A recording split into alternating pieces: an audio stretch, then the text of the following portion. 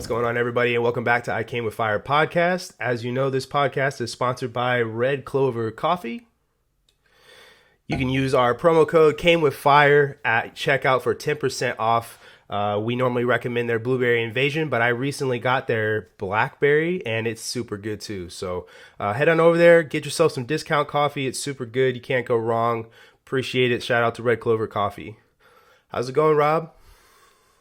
Pretty good, man. How you guys doing? Awesome. Fantastic, living the dream. Yeah. Sweet. So I got a question for you right here to jump in before you get to introduce yourself to everybody. But Cool, man. so somebody told me to ask you why you are such a serial caller. You don't like texting. You call everybody even though you know it's going to induce anxiety. And like what's up with that? Why is verbal communication so important? Because that's all I've done forever, man. Is just Makes communicate sense. over comms, right? And Yeah. so, and I know who that question came from. So, and I mean, he's fast in the text, right? Yeah. But I don't know, man. When I hear voices, I can understand emotions a little bit different. So if I Mm. either pissed them off or they're happy, sad, whatever, you know what I mean? It's just so that's why I call them. Plus, there's always a time difference with that person. So, and I like to call him like at 7 o'clock standard time over here in Central. And then Yeah. I know he's in Pacific, so I like waking him up at 5 o'clock just to make sure he's getting up early for his PT. Gotta make sure, So, yeah. For I'm the yeah, same way. I like being able to hear tonal inflection and stuff like that. Texting, I feel like so much gets lost in translation. So it For does. sure. yeah. I'm a recruiter now, and most of my fellow recruiters, they text. They just text like the person, "Hey, do you want to come in for an appointment or whatever?" And it'll go hours, sometimes days without a response. And I'm just a huge caller. Just call them, get the response, get it over with, and move on. Yeah. And some of the other recruiters are like, "You just call them?" I'm like, "Yeah, I'm not anxious about it. I'm not scared of them. I'm a tech sergeant in the Air Force. They're going to answer my call, and we're going to move forward." So, Yeah. Makes I sense to text me. enough with my kid, man. I text enough with my kid, and that's just like it's super fast. And I'm like, man, adult conversations need to be over voice. yeah. I totally agree. So obviously we know who you are, but why don't you go ahead and introduce yourself? Tell everybody a little bit about you. Okay. Man, it's a normal dude, right? Rob Gutierrez. I'm originally from. I always say San Diego, California, because nobody knows or like the small cities in there inside San Diego County. But generally from San Diego, California. I lived in National City growing up. Uh, Joined the Air Force in '02 to be a combat controller, man. And, you know, 21 years later, here I am, Hey, doing the thing. So, yeah. it's been a good ride. It's coming close to the end, but yeah, it's been a good ride. And other than that, my dad got two kids, man. They're awesome. I just like do other stuff, hunt, fish, See, you got that see the pretty sick background, compound bow back there. bow hunt, rifle hunt, you name it. I just Yeah. put meat on the table. Just got to put meat on the table. That's what it is. Hell yeah. Yeah. So it's pretty good, man. So It's um, awesome. For the I was gonna say for the people who don't know what combat controller is, because you kind of explain what that is. I get a lot of okay. applicants who want to do it, and I try to explain as best I can. So maybe you can give me a better explanation. But for people who don't know what that is, Yeah, there's usually like there's always a question of like, first of all, um, within Air Force Special Warfare, there's always what is it? You know what I mean? And then we got to break it down into four different AFSCs. And then they're like, what's an AFSC? And you're like, oh, okay, it's a job, basically. hmm But on the combat control side, um, man, it's the the s- the critical air to ground link, that basically puts out the air superiority, right? The firepower that we bring within the Air Force from an air to ground perspective. Combat control specific, just because it's a soft, special operations uh, force, AFSC. So we will work with conventional forces here and there, but the majority is always in the soft spectrum, right? Working with our Right. counterparts in the Navy, in the Army, Marine Corps, like coalition, NATO, whatever the case. So, and when I say air to ground link, we the war front has changed. You know what I mean? So it's not, it's just air, land, you know, in space too, right? We're talking utilizing whatever out there to get that link to put fires down on the objective. That's like our big sexy mission. You know what I mean? Definitely. Is the joint terminal attack control, or terminal control type piece. But there's a there there is a need, and there's always a need for it. Eventually, is man, our model is first there, right? And there's always the argument between the other services, right? Like who was there first? And Yeah. for us, we look at it this way. Um, in order to bring follow-on forces and initial pushes and things like that, we want to land aircraft and stuff like that. Well, you have combat control, right? That comes in. Um, Everyone's AOV credentialed as an air traffic controller, for austere airfield control, either jumping in, whatever method of employment we got to do, come in, set up the assault zones, land the aircraft, and bring everybody into the fight, right? Now there's other portions too, like the recce portions and things like that, and that varies. We have subject matter experts that are doing recce in different capacities. We have a special reconnaissance type of AFSC that does other stuff in that arena. But combat control basically, you know, every method of employment that you can think of. So whether it's with your legs in the water, on the ground, like, and when I say in the water, like finning, diving, whatever, to get to the objective, through the air, whether it's a static line rig, jumping out of an aircraft, to, times have changed to double back static lines and free fall methods to get in, rappelling in, fast roping in, you name it, we're gonna get there and get the job done. So, I would say communications experts, when you're talking radios, finding that communication to get that information up to the aircraft or to whoever needs it. We always find a way to do it. So, whether it's updated different types of radios, because radios are consistently changing, especially from when I first came in to now. But we're always like on the new one and working it and getting it down.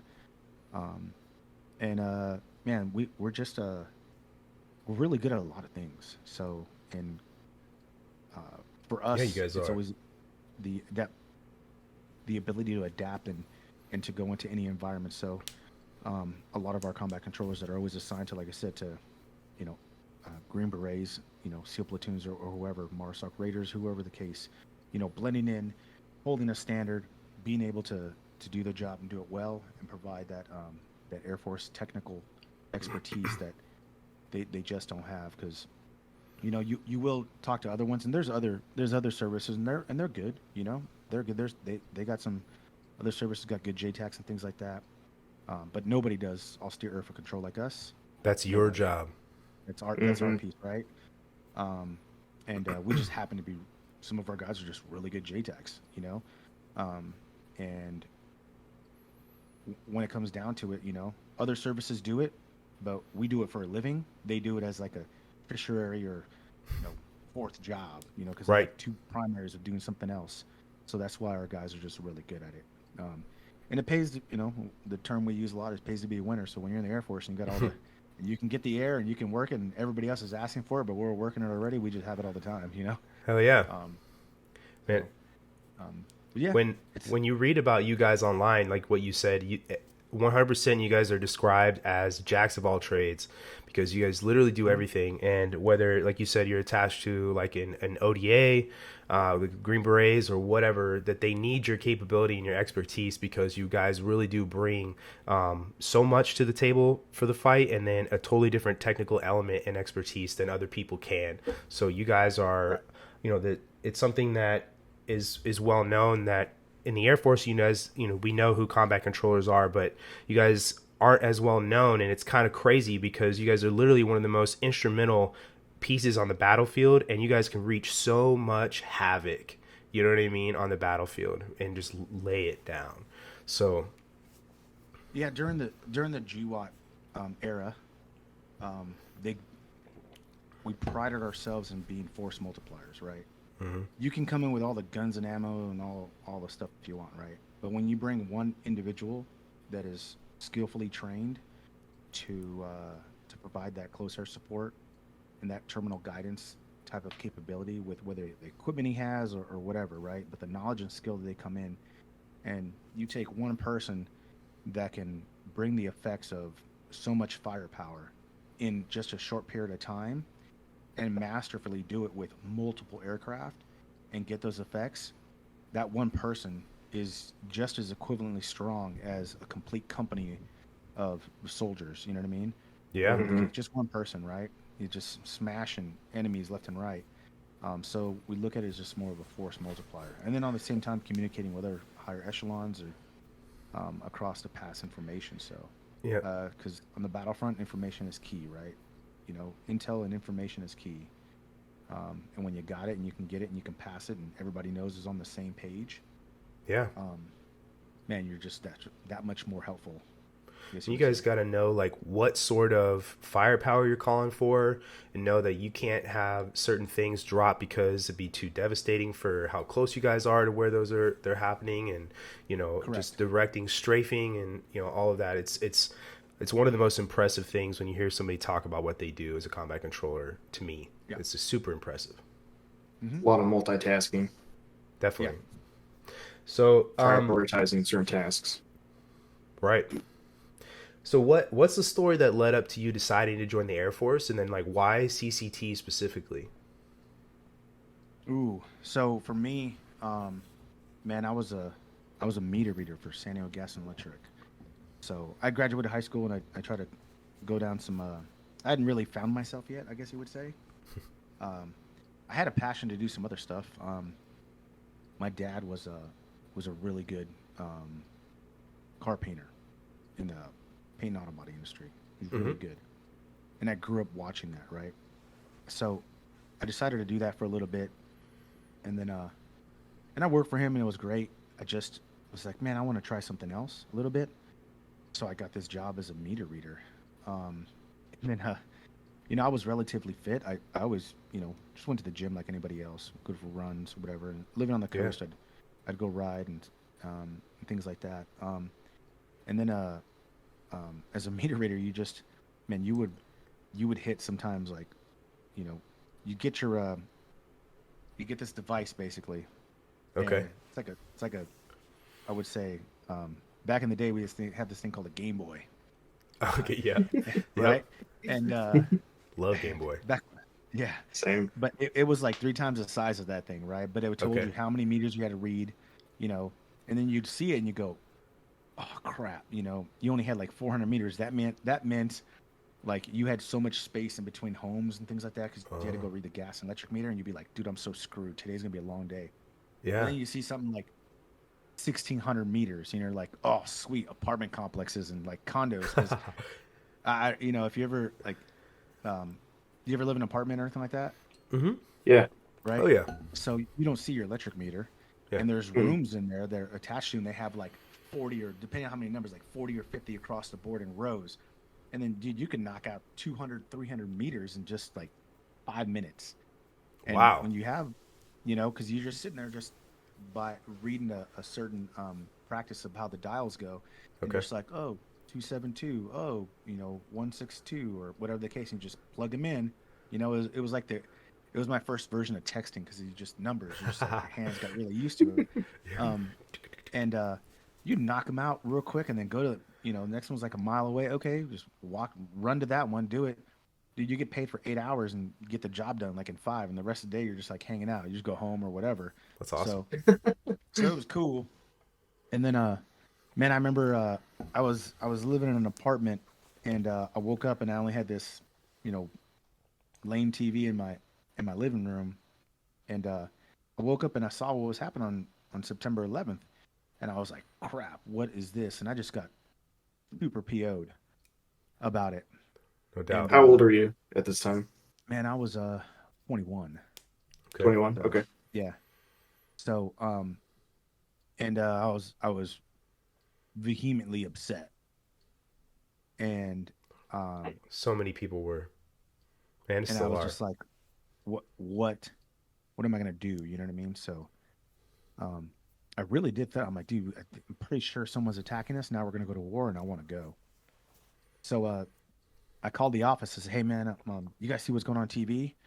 Into like the uh the station that you go Mm-hmm. check in. They're like, "Yeah, we see it." Whatever the case. I said, "Man, I'm gonna go talk to a recruiter." And they're like, "What?" I said, "I'm gonna go talk to a recruiter." And they were like, "What are you gonna do?" I'm like, "Go talk to a recruiter. I'm gonna join the service." You know what I mean? Yeah. And they're like, "Well, you still got to come into work." I'm like, "Okay, but I'm gonna go do this first." And they're like, "Nah, you can't do that. Got to come in." I was like, Yeah, right. "Well, what if I don't?" And they're just like, "You're fired." I'm like, "Oh, too late. I quit." Jokes on you. Right. Jokes on You you. I can't quit. fire me. You can't fire Right? You me. I can't quit. fire me. Yeah. Yeah. So it was just like a spur of the moment thing, like bam, you know what I mean? Wow. And then they tried to call me back and stuff like that, but I didn't. I Dude, didn't someone pick it else up. has got to read these meters, bro. I'm going to the Yeah. recruiter. So I went Go to and Sergeant Smith's office.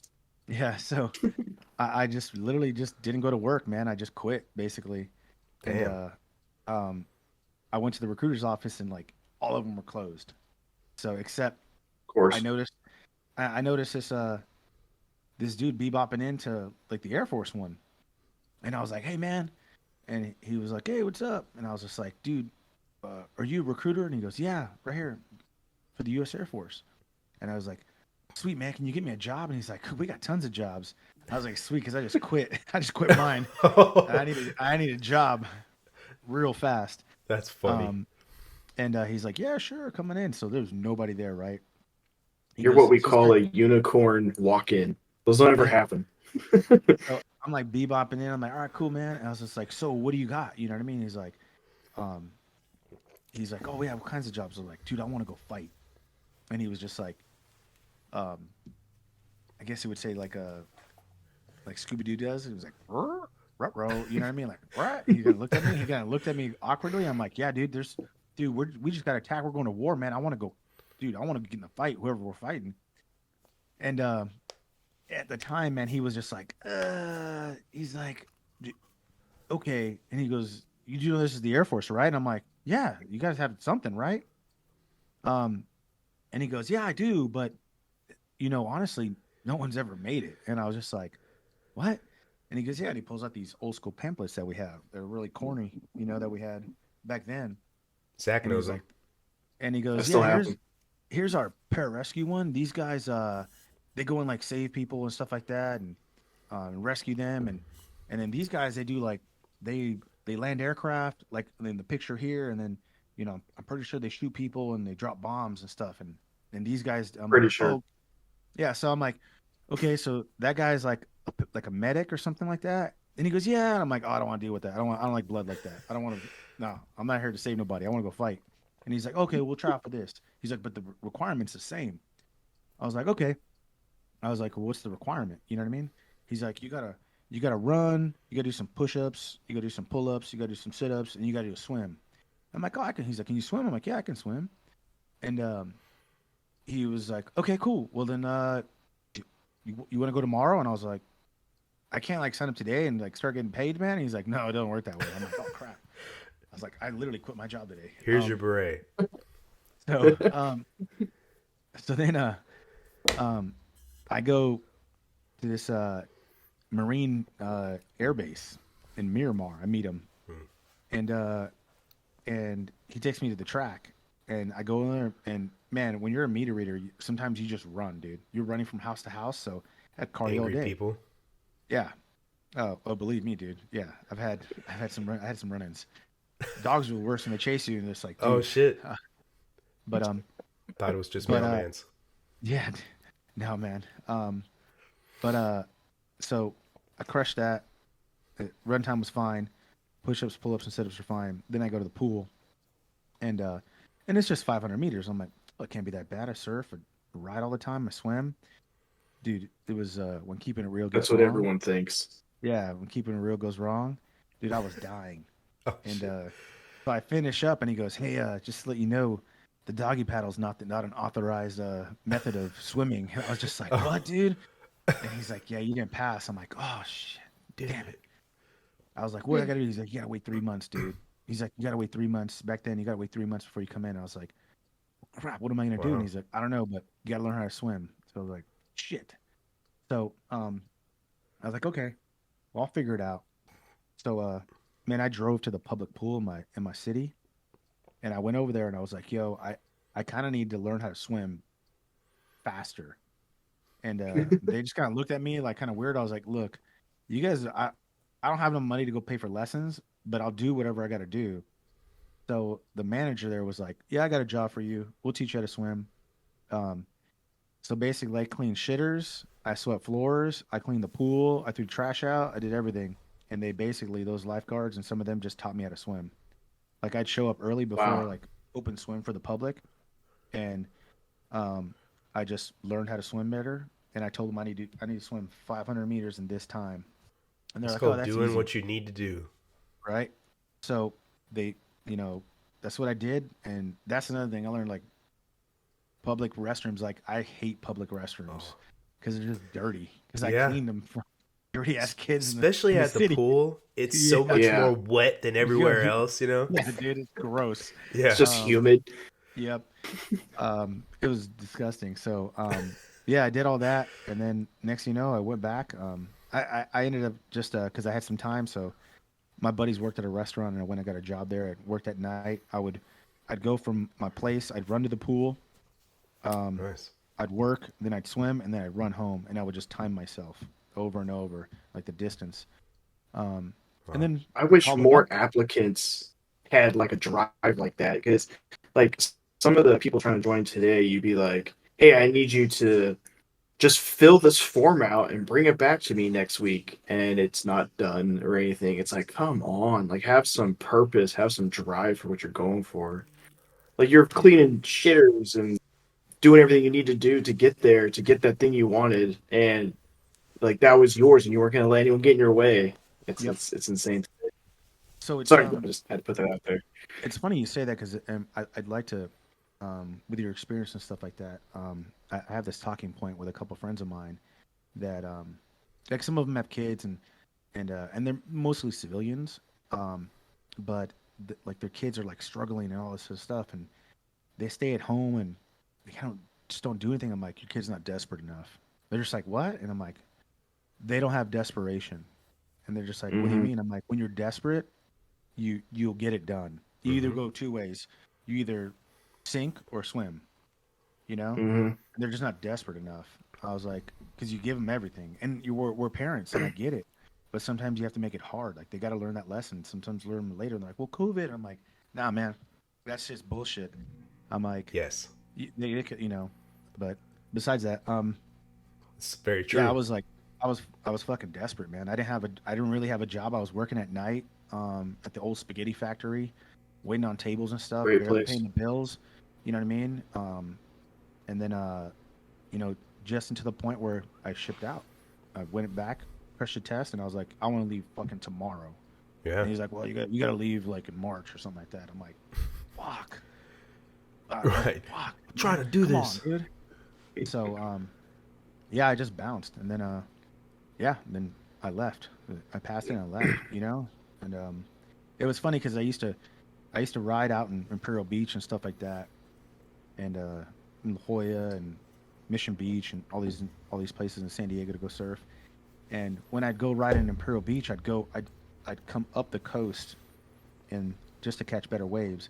Mm-hmm. And sometimes I would see these, you know, you see a group of like 30 dudes all carrying like, you know, ribs, zodiacs and stuff like that.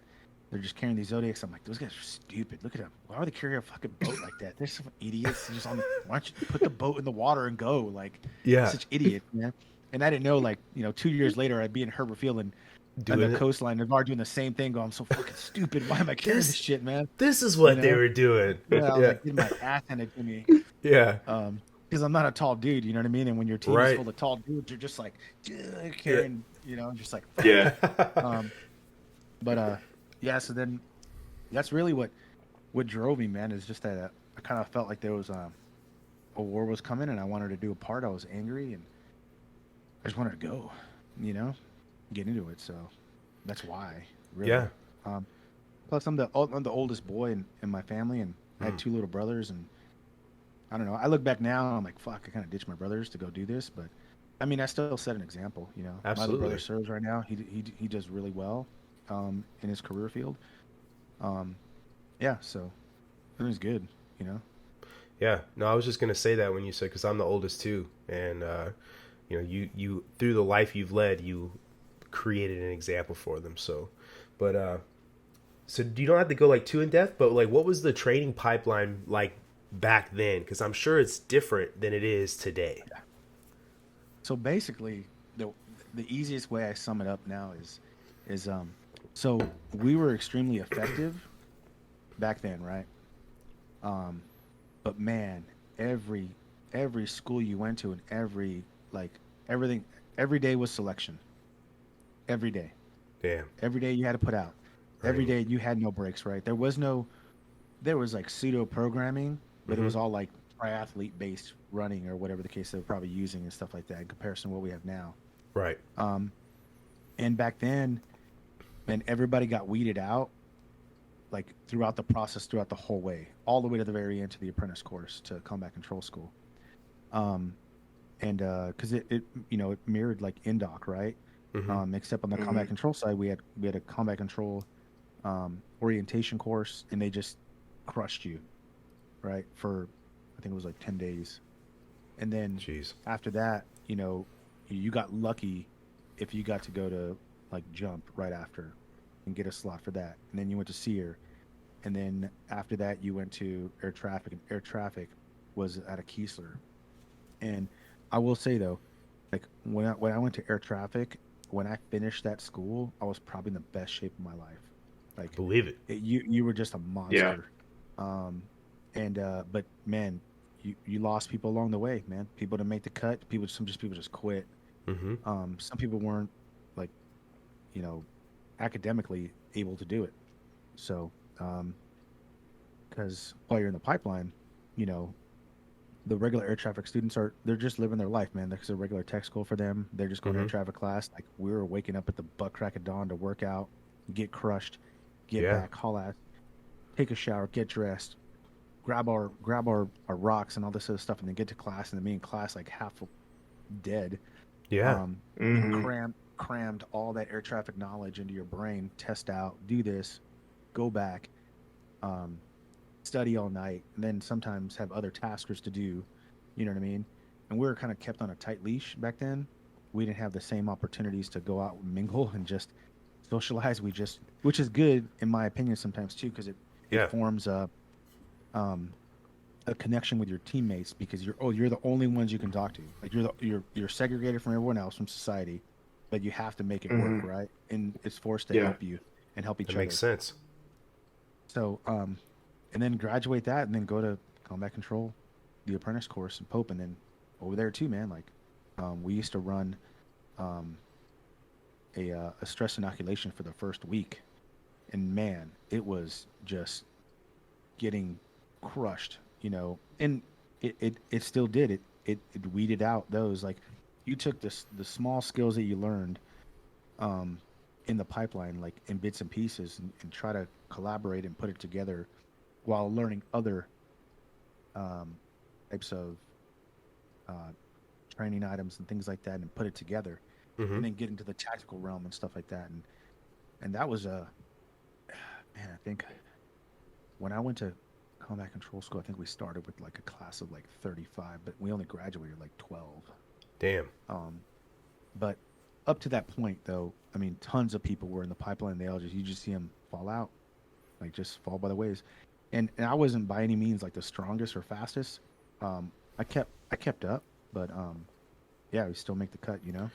The CCT So pipelines and PJ pipelines have some of the highest attrition rates across the board, Mm-hmm. all the mhm, branches, and that's something right. I hear from instructors that have been at the course or the people that have that do those professions that you don't have to be the biggest or the strongest. It's about Mm-mm. willpower. Yeah, Yep. really what it comes down to is determination, willpower, grit. We use the term grit a lot, right? But Okay. you know, everyone has a different definition for grit, in my opinion. Are you dedicated? Do you have the dedication to see it all the way through, right? Um, Me personally, I just couldn't go back home and say I quit. Like I wouldn't be able to look at my parents and be like, "Oh, well, I quit," Like, Mm. nah. they just never let me quit anything when I was a kid. You just like even if it was a sport that I didn't like, they're like, you're gonna ride this whole season out, this whole thing that you're gonna do it. And I'm like, damn, you know. I've heard that So before. and that's how it ran, you know. So, Hmm. Yeah. but in comparison to In we are now, recruiting, in oh, go ahead. recruiting, like I see a bunch of different types of people, and I try to like guess. I've sent a few, I think about 9 or 10 to SW. I try to like guess, like is this guy gonna make it, or is this guy gonna make it? And Mm-hmm. usually the one I guess that's gonna make it is the one that doesn't make it at all. It has nothing to do with like like saying their physical prowess, anything like Yeah, that. It's always the little small scrawny kid who's like from the middle of like farmland upstate New York who makes it. The the buff bodybuilder dude quits like a month in or something like that. yeah. Um, yeah. It really comes down to how bad you want it, right? You know, just like Desperation. True. anything else, you know. Um, because I mean, I looked at it this way too. Like, you know, if I didn't, because I was on a GTEP contract, you know what I mean. Um, but you know, if I didn't make it, what was I going to do when I go home? Because that chances are I didn't want to. I wouldn't want to stay in the Air Force. I would have wanted out. Mm-hmm. You know. Probably not meter read. Yeah. So I didn't want to be a meter reader. I didn't want to go to back to painting auto body. Hmm. I just didn't.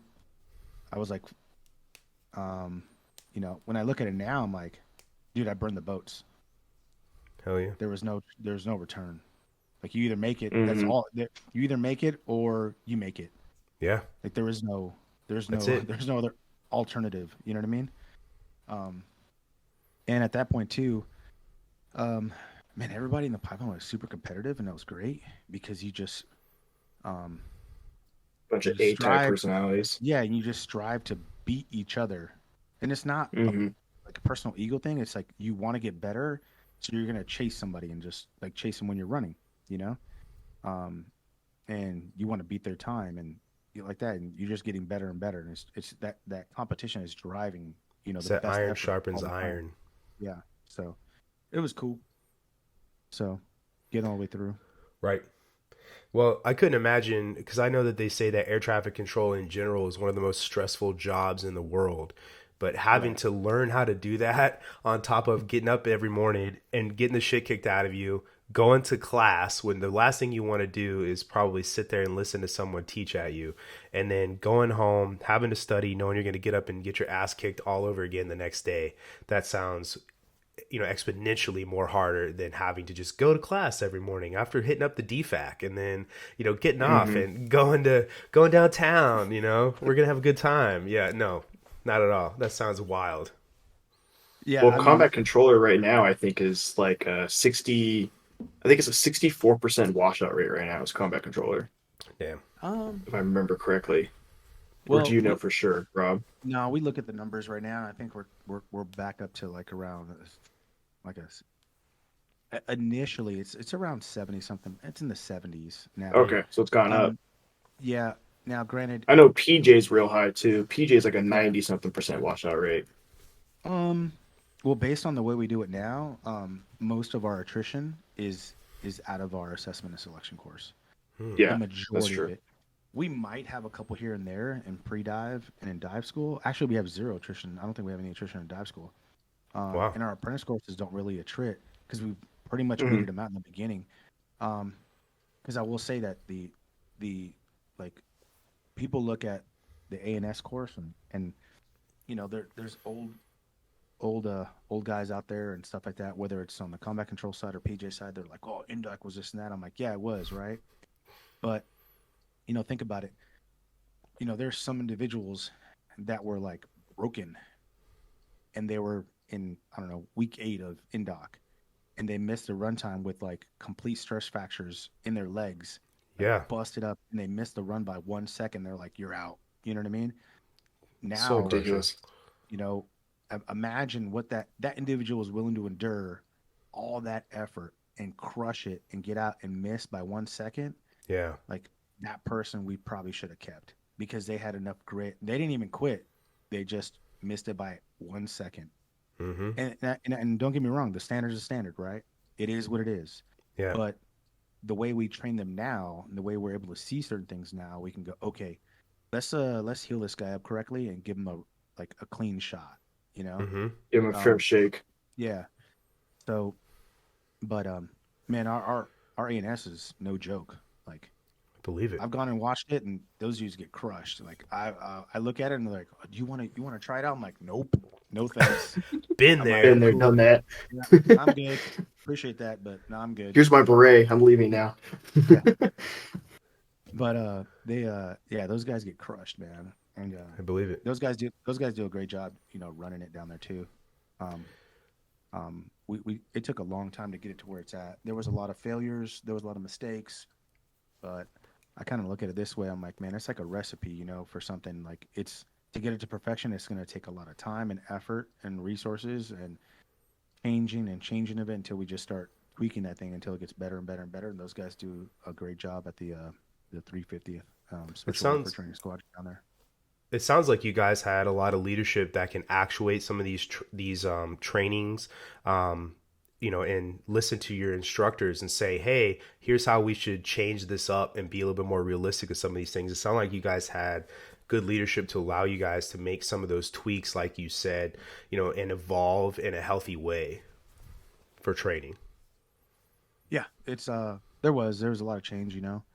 Um, there's always, like, especially when new people come in, it's fresh perspective, right? And it's good. Mm-hmm. But also too, like, um, I really think about sometimes, like, when we make change, um, let's let's let's test it for a while before we change it again.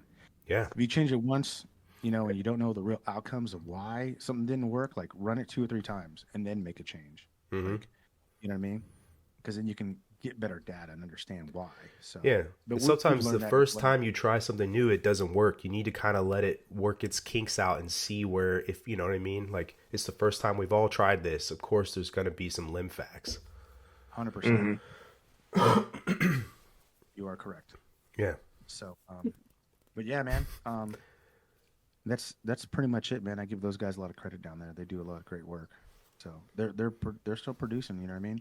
And the thing is, like, when we tell and other people, like the attrition's really high, I'm like, yeah, it's not. We're not doing it on purpose. Like, the course itself attrits people. Mm-hmm. The course and the way it's developed and designed attrits people. You know what I mean? The instructors don't. The the course does, and that's where it comes to play, right? And you have to understand that, you know, as as nice as it would be for us to have like 100% pass rate, yeah, that'd be great. But the reality says that no. The Yeah. reality says no, that Yeah. that's not feasible, right? So you got to be okay with the attrition. You can always put more people in and things like that, but there's always going to be attrition because not everyone's Hmm. built the same, you No. know? And when you have a job like that, as close to the tip of the spear, right, as you are, and the level of expertise and that you guys have, you have to be exclusive.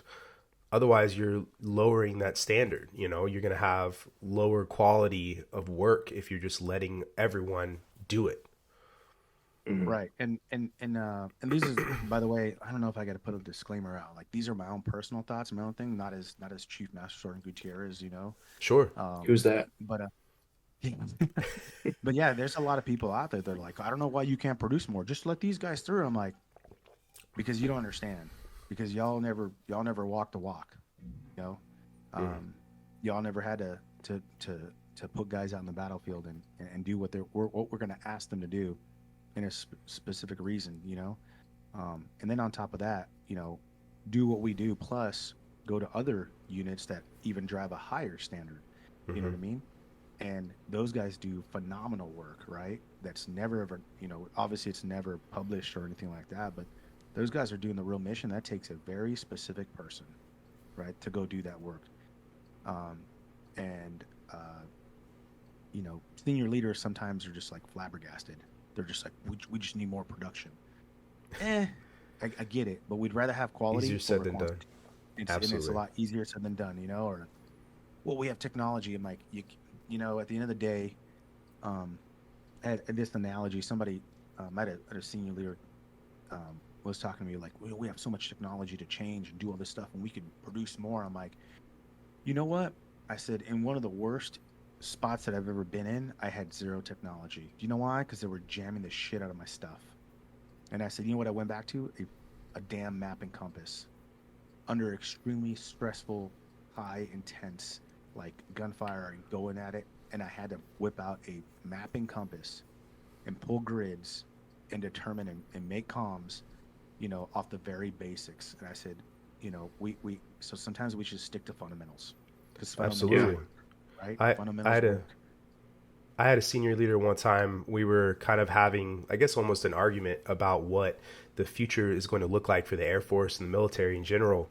And this person was trying to convince me essentially that the next conflict is going to be an online conflict. It's going to be a cyber war. And I was like, you understand that the internet and all of these things, the connectivity of devices, that they can fail and they will fail. And when that happens, it's just us. It's just human beings doing what human beings will do to win. And that can mean literally anything. And it's just like that concept is not hard to grasp, but it does. It seems to be something that people don't understand, that eventually it's just boots on the ground. It's just you and me trying to do something. Yep, 100% right. Because I said individual was a flyer. I was like, do you give a final check ride for someone in the simulator? Like, you're like, he does all his training in the simulator, and then you put him in a jet, and then he flies. Like, oh, that's be ridiculous. And I'm like, look at that. And I was like, there you go. You did it. I was like, yeah. Like the fundamentals, you still have to learn how to fly the plane, right? In reality. Yeah. So yeah. I mean, it goes back and forth, and I get it. They have the best, they want the best, but they just don't always understand. So yeah. But it's our jobs to go out there and give them the best advice and tell them, you know what I mean? No doubt. So yeah. So where would you say? Popular, by the way. You guys say that one more time. By the way, I've been jumping on your guys' podcast and listening to it and stuff like that. I'm like, oh, that's pretty cool, man. You got some. Oh, good thank guests. you. Yeah, thanks. That guy's dope, dude. Dude, Mr. Prado is yeah. dope. Yes, he is. Yeah. I honestly can't believe just learning about him after reading his book that I'd never heard of him before. And it's like the CIA did a good job keeping you in the shadows, like your book says. I was talking to Gresham. He still emails me back and forth. I'll tell Gresham. He's like my uncle now, because he'll tell me about his day, and I'm like, "That's awesome, Rick. Good job, man." Yeah. He's a really great, down to earth dude. Just cares about people he interacts with. Yeah, that guy's awesome, man. And he is. You know what? That's a great thing. That America, the melting pot that it is, we have those individuals. You know what I mean? Right. They're still here. They're still out there. But it just figure out when they come out. You know what I mean?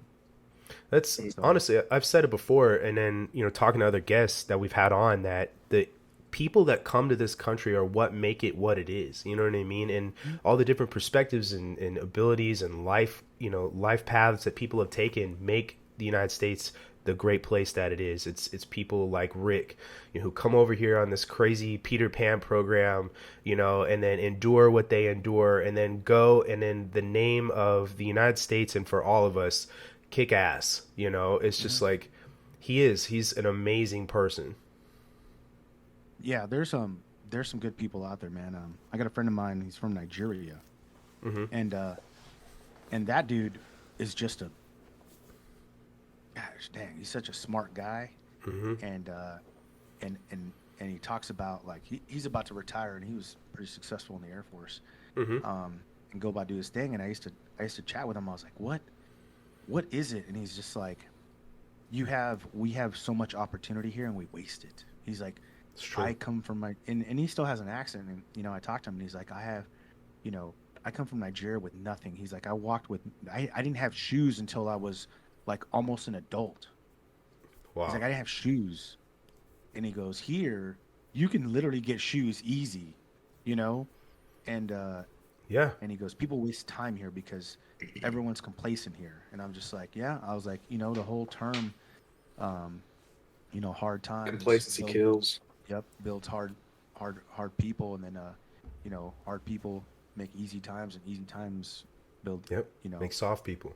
Soft people, and I get that. So, but just his so perspective is great. You know what I mean? Because that dude works 4 jobs, man, running 4 different things at the same time. He's like, oh, this is great. He's like, I would never have this opportunity in Nigeria, never. It's He's like, kind of like so what you were saying earlier with kids, you know, when you give them everything, they come to expect it. And some of the people that I've met that appreciate what the United States has in it the most are people that did not grow up here and came from somewhere else. And you go and talk to a lot of Americans that have lived here their whole life, they don't appreciate it the way somebody else can because they have had everything. You can Hmm. go to Walmart right now and buy a set of shoes for $20, or you could go to Famous and buy another set of shoes for $200 if you want to. You have options for right, literally everything. So, right. No, yeah, you're right, dude. It's um, hmm, you know, mhm. we'll see, man. We'll see.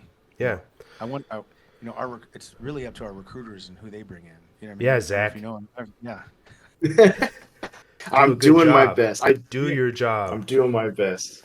yeah. No, man, you guys have a. I'll be honest, you guys have a fucking hard job, man. Like you're like trying to sell ice cream to Eskimos, man. It's true. Selling ice cream to Eskimos, It and they're just is. like, what? And you're like, yeah, dude, it's a great opportunity. And you're like, I have that here. Like, but what getting it out what there, kills us now is like down the street, like Taco Bell will offer like college now and like Mm. yeah, $18 an hour. And they're like, why would I join the Air Force to get your community college of the Air Force oh and a man, GI Bill when Taco Bell will give me a free degree as well? Plus I get a chalupa whenever I want. I'm yeah, like, that is a good benefit. I can't beat that. Have you heard you of a know what's crazy? DFAC before? Yeah, the um, You want I, 50% off at Chipotle? yeah, I went to a recruiting event to go watch and go help out for some things for our one of our recruiting squadrons, and it was in California, Hmm. and there was a bunch of dirt bike riders because we're kind of chasing those kids that are seeking that thrill, um, Hmm. and super young, and went over there to talk to them and stuff like that, and I figured out, well, I didn't figure it out, I just got a taste of why it's so hard because I was talking to some of the pros and there were the scouts that were chasing these kids to get on like Team Honda and Suzuki and all these like Can-Am and stuff like that. Yeah. So, talking to some of these kids about certain things, and I was just like, why do you want to do this? And they're like, I want to get on that team, and I'm like, why? And they're just like, well, that team can help me with like tools, equipment, things that I need, and like people work on your bikes, and I was like, oh, you know what? It came to my head because I got there the night before and checked out the night rides they were doing, like test runs and stuff. And there was this one kid that came from uh, far east county of I'm sorry, the far portion of like Orange County, California. Hmm. And kid showed up, his parents, you see like the really fancy, like there's kids obviously that have money and have all this stuff. This kid showed up with a truck, a tent, his tools in the back, and he had boxes of parts from old other beat up bikes, and he just wanted to get on one of those teams. And he was fixing his bike with old beat up parts or other ones that were, kids that had cash or whatever the case had like brand new parts and all this Hmm. other stuff. This dude was taking hand me down pieces and putting it together, and he went out there and he just demolished those kids. And I was like, man, Good. that's pretty cool. I mean, he stayed up until like 2 in the morning. His next run started at seven He a.m. had grit. Yeah, He had a right. And he purpose. just wanted it, right? Mm. Then I asked him, I was like, so what's going to be helpful? And he's like, well, I'll make more money. I'm like, do you make money now? And he's like, yeah. I was like, really? He's like, yeah, I have a YouTube page on how I ride and stuff like that. And he's like, it's monetized. He's like, I got, IG and all this stuff. This kid's making like 75, 80K a year just with some small sponsors on his test rides and what he's talking about and stuff like that. I'm like, well, shit, man, we have a 50K bonus. That ain't going to be nothing for this kid. You know what I mean? Like Yeah, you're finding other ways to make money, you they know? do. Yeah. And in reality, I told him, I was like, man, I really like to hope that, man, we can pick you up and test your metal, you know what I mean? And try it over here and go do Hmm. something go do something for America. Hmm. Um, and he's like, oh, I think about it. If this doesn't work out, I might do it. And I was just like, okay. And at the same time, I looked at him. I was like, I hope it doesn't. I hope it works out for you. Like, Yeah. I really do. I want to see you win. I want to see you Hmm. going to crush it. And he kind of looked at me. I was like, yeah, just go whoop that ass, dude. I was just like, Hmm. just go do your thing, man. I was like, you got to do what you got to do. And he's like, who? And we went out there and that kid won. Like, he crushed it. That's awesome. Um, and he was just mean on the fucking track, dude. Mean. And I was just like, yeah, damn it. Should have told him no. Never mind. Fuck that. Come with us. Um, I hope you you know, fail. yeah, you know. go out there and um Tanya Harding his bike and stick it Right. in the wheel. And they're like, oh, Whack. sorry, bro. Hey, you said if it didn't work Said. out. But yeah, no, man, there's a whole bunch of stuff out there. So, but yeah, uh, dude, whatever you guys got. What else? This is just as You were you know. you were talking about how like the pipeline today is obviously like changed and stuff, right? And how it's like evolving to make people, uh, I guess, better at it and all in that realm. Mhm. Obviously, with the global war on terror is over, and we're probably looking at potential conflicts with China or actual like peer to peer government to government type threats. How do you see combat controllers evolving or needing to evolve for that type of fight? Do you think their mission set will change, or do you think it'll still stay relatively the same? Hmm. So one thing, one thing my profession within combat control is we evolved, right? We evolved Yeah. during GWAT, like in the beginning, and our biggest like bread maker was like being JTACs, right? Obviously, the assault zone and mission is always necessary, um, but and being able to do that in the beginning, and then bringing everybody in, and then we just made our money in that, being really good at being JTACs, and we produced them. So Hmm. we evolved, right, for that specific, conflict.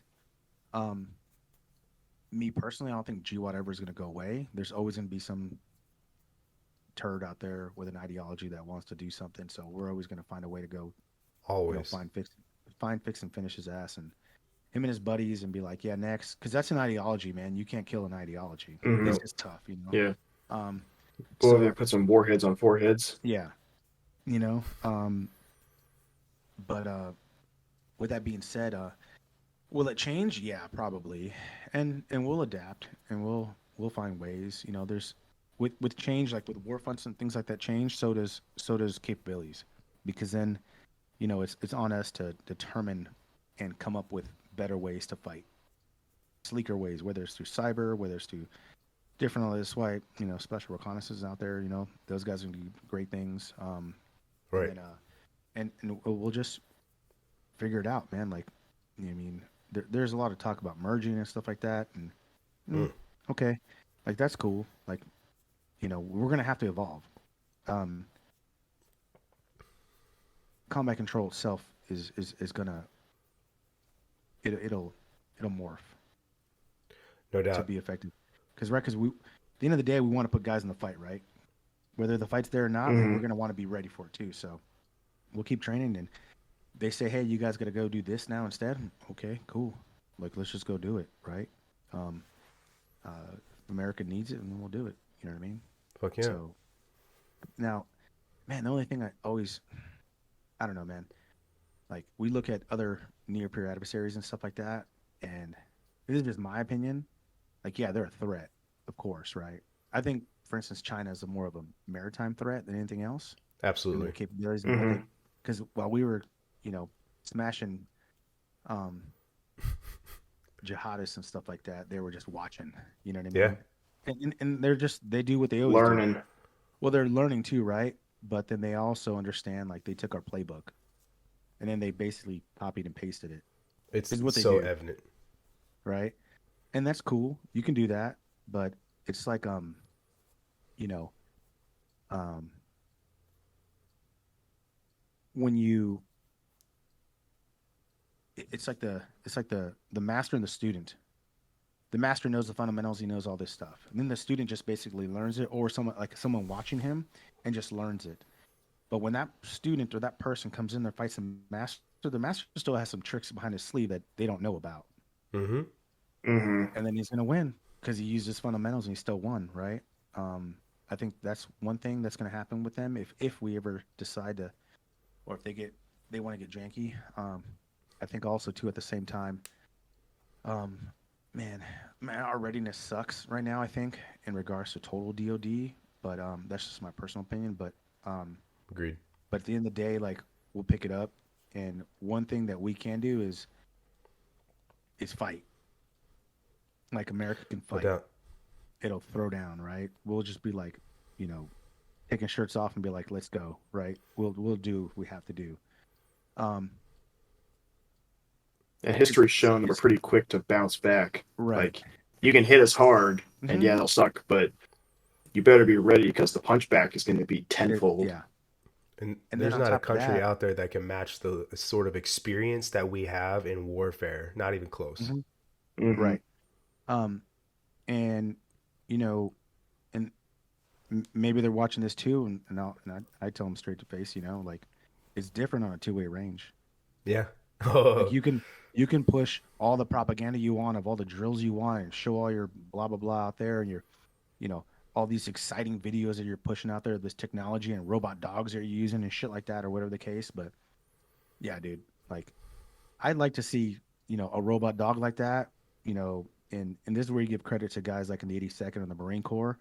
Um, when they're going toe to toe, and that robot dog comes in and someone turns the corner on it and just kicks the shit out of that dog, that robot hmm. dog, and just smacks it and beats it up, shoots it, and then turns around and shoots him in the face. They're gonna be a little bit. They've got the shock and awe. I won't be from like an aerial campaign. Hmm. It'll be from a Hmm. ground perspective when they actually face like soldiers, Marines, and airmen and sailors on the ground. They're gonna be like, Yeah. fuck, we fucking opened up Pandora's box and now there's no closing it. Well, I've just seen some Uh, Yeah. videos a lot recently about how the CCP is so nervous about giving their military weapons and live ammunition to train that they're using all these simulators. And like you said, like it's a lot different when you're on a two-way range. Well, it's a lot different when you're even on a range versus you're standing there with an Oculus or an Xbox controller, firing yeah, your weapon. Hmm. You know what I mean? right. And then you talking too about like copy and paste. It's like, yeah, you've modeled our playbook and you see how these things, and like you can look at certain aircraft that they have that are eerily similar to a lot of our aircraft. And it's just like you're going to be a step behind if that's all you're doing and not actually innovating on your own and getting out there and doing these things. It's one of the biggest legs up we have as a fighting force is the experience and then the know-how and the innovation to go out there and win no matter what. And then on top of that, There's also, go ahead. go ahead, Rob. Okay. There's a thing too. When we invaded Iraq, um, a lot of like the Iraqi military, they were saying like after we captured them or after they gave up that they were like, what the heck? We shot that American like right in the chest. He fell down. He got back up and kept shooting at me. And like it's that shock and awe that you're kind of talking about where we don't give up. And yeah, he's wearing like a plate carrier, which the Iraqis probably didn't have, and they're not used to fighting like a conventional force at the time and all that type of stuff. But that's what it is. It's like Americans don't give up. Like you can, and your story, which you'll probably touch on later, like that's testament to that. Like we don't give up. We continue on. Right. And that's the thing too. Like, yeah, they have, if it's a war of attrition, okay, well, it's a different story. They got millions, right? But that's okay. Like Hmm. their same fighting forces and the same as ours, and their age population is a little bit different, a little bit older. Hmm. Um, and then really the CCP, man, like it's not like how many, how many of the PLA you see that are like just well fed and nourished and things like that. Not a lot. They're they're not, right? So when you start knocking out logistics and things like that, and they can't eat and stuff like that, they're just gonna give up. Especially when their friends, when their buddies to the left and right are getting shot in the face, and it's just a huge, fighting forces just moving forward on them. They Hmm. either two things: they're gonna be like, it's not worth winning, it's not worth fighting for, and they'll just give up, or they're gonna eat it. They're gonna eat the sandwich, right? And Yeah. then Hmm. it's really with people like that or fighting force that you got to break the will. When you Right. break their will and you collapse it, um, you know, it's y- they'll think again. They'll be like, "Well, shit, now we got to do this or now we got to do that. We weren't expecting that." You know what I mean?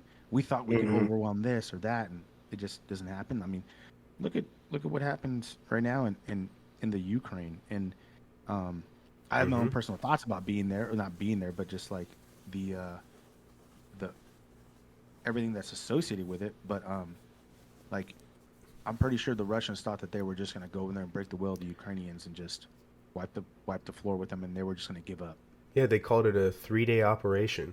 Yeah, yeah, they're like That's Hmm. on day that's pretty ballsy. 444 or something like that. Yeah, Yeah. right. It's just you got to break the will of the people, and until you break the will, then you're not going to break it. Nope. Um, I just think we're really good at that. Or when you combine all the forces together, we can do that. Totally Like I agree. said, they just don't have the experience of a two-way range, Mm-mm. and they can simulate all they want. You know what I mean? But I mean, that's granted. That's what the optimism that we get on land. It's You know true. what I mean? And the Navy is gonna have to do their job. You know what I mean? The I'm Navy has the 100%. work cut out for them. Yeah, they do. But man, like sailors want to get in the fight too.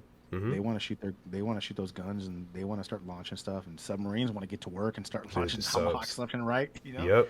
They want to Hmm. do stuff. So, um, it's funny because you think like they have the itch, they got the itch and they want it. Always. And that's the difference too. Like I don't really think me that the PLA they want to go. I agree with I that. don't necessarily think.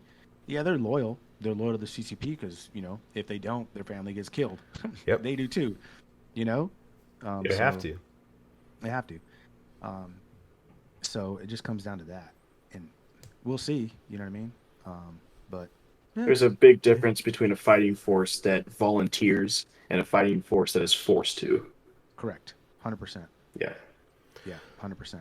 You're spot So on. So you want to? Are you? You want to talk about like some of maybe? I'm interested in your from your first missions when you were new as a combat controller. Like, what was that like having to adjust and learn on the fly, and like the improvisations you had to make, and all of that.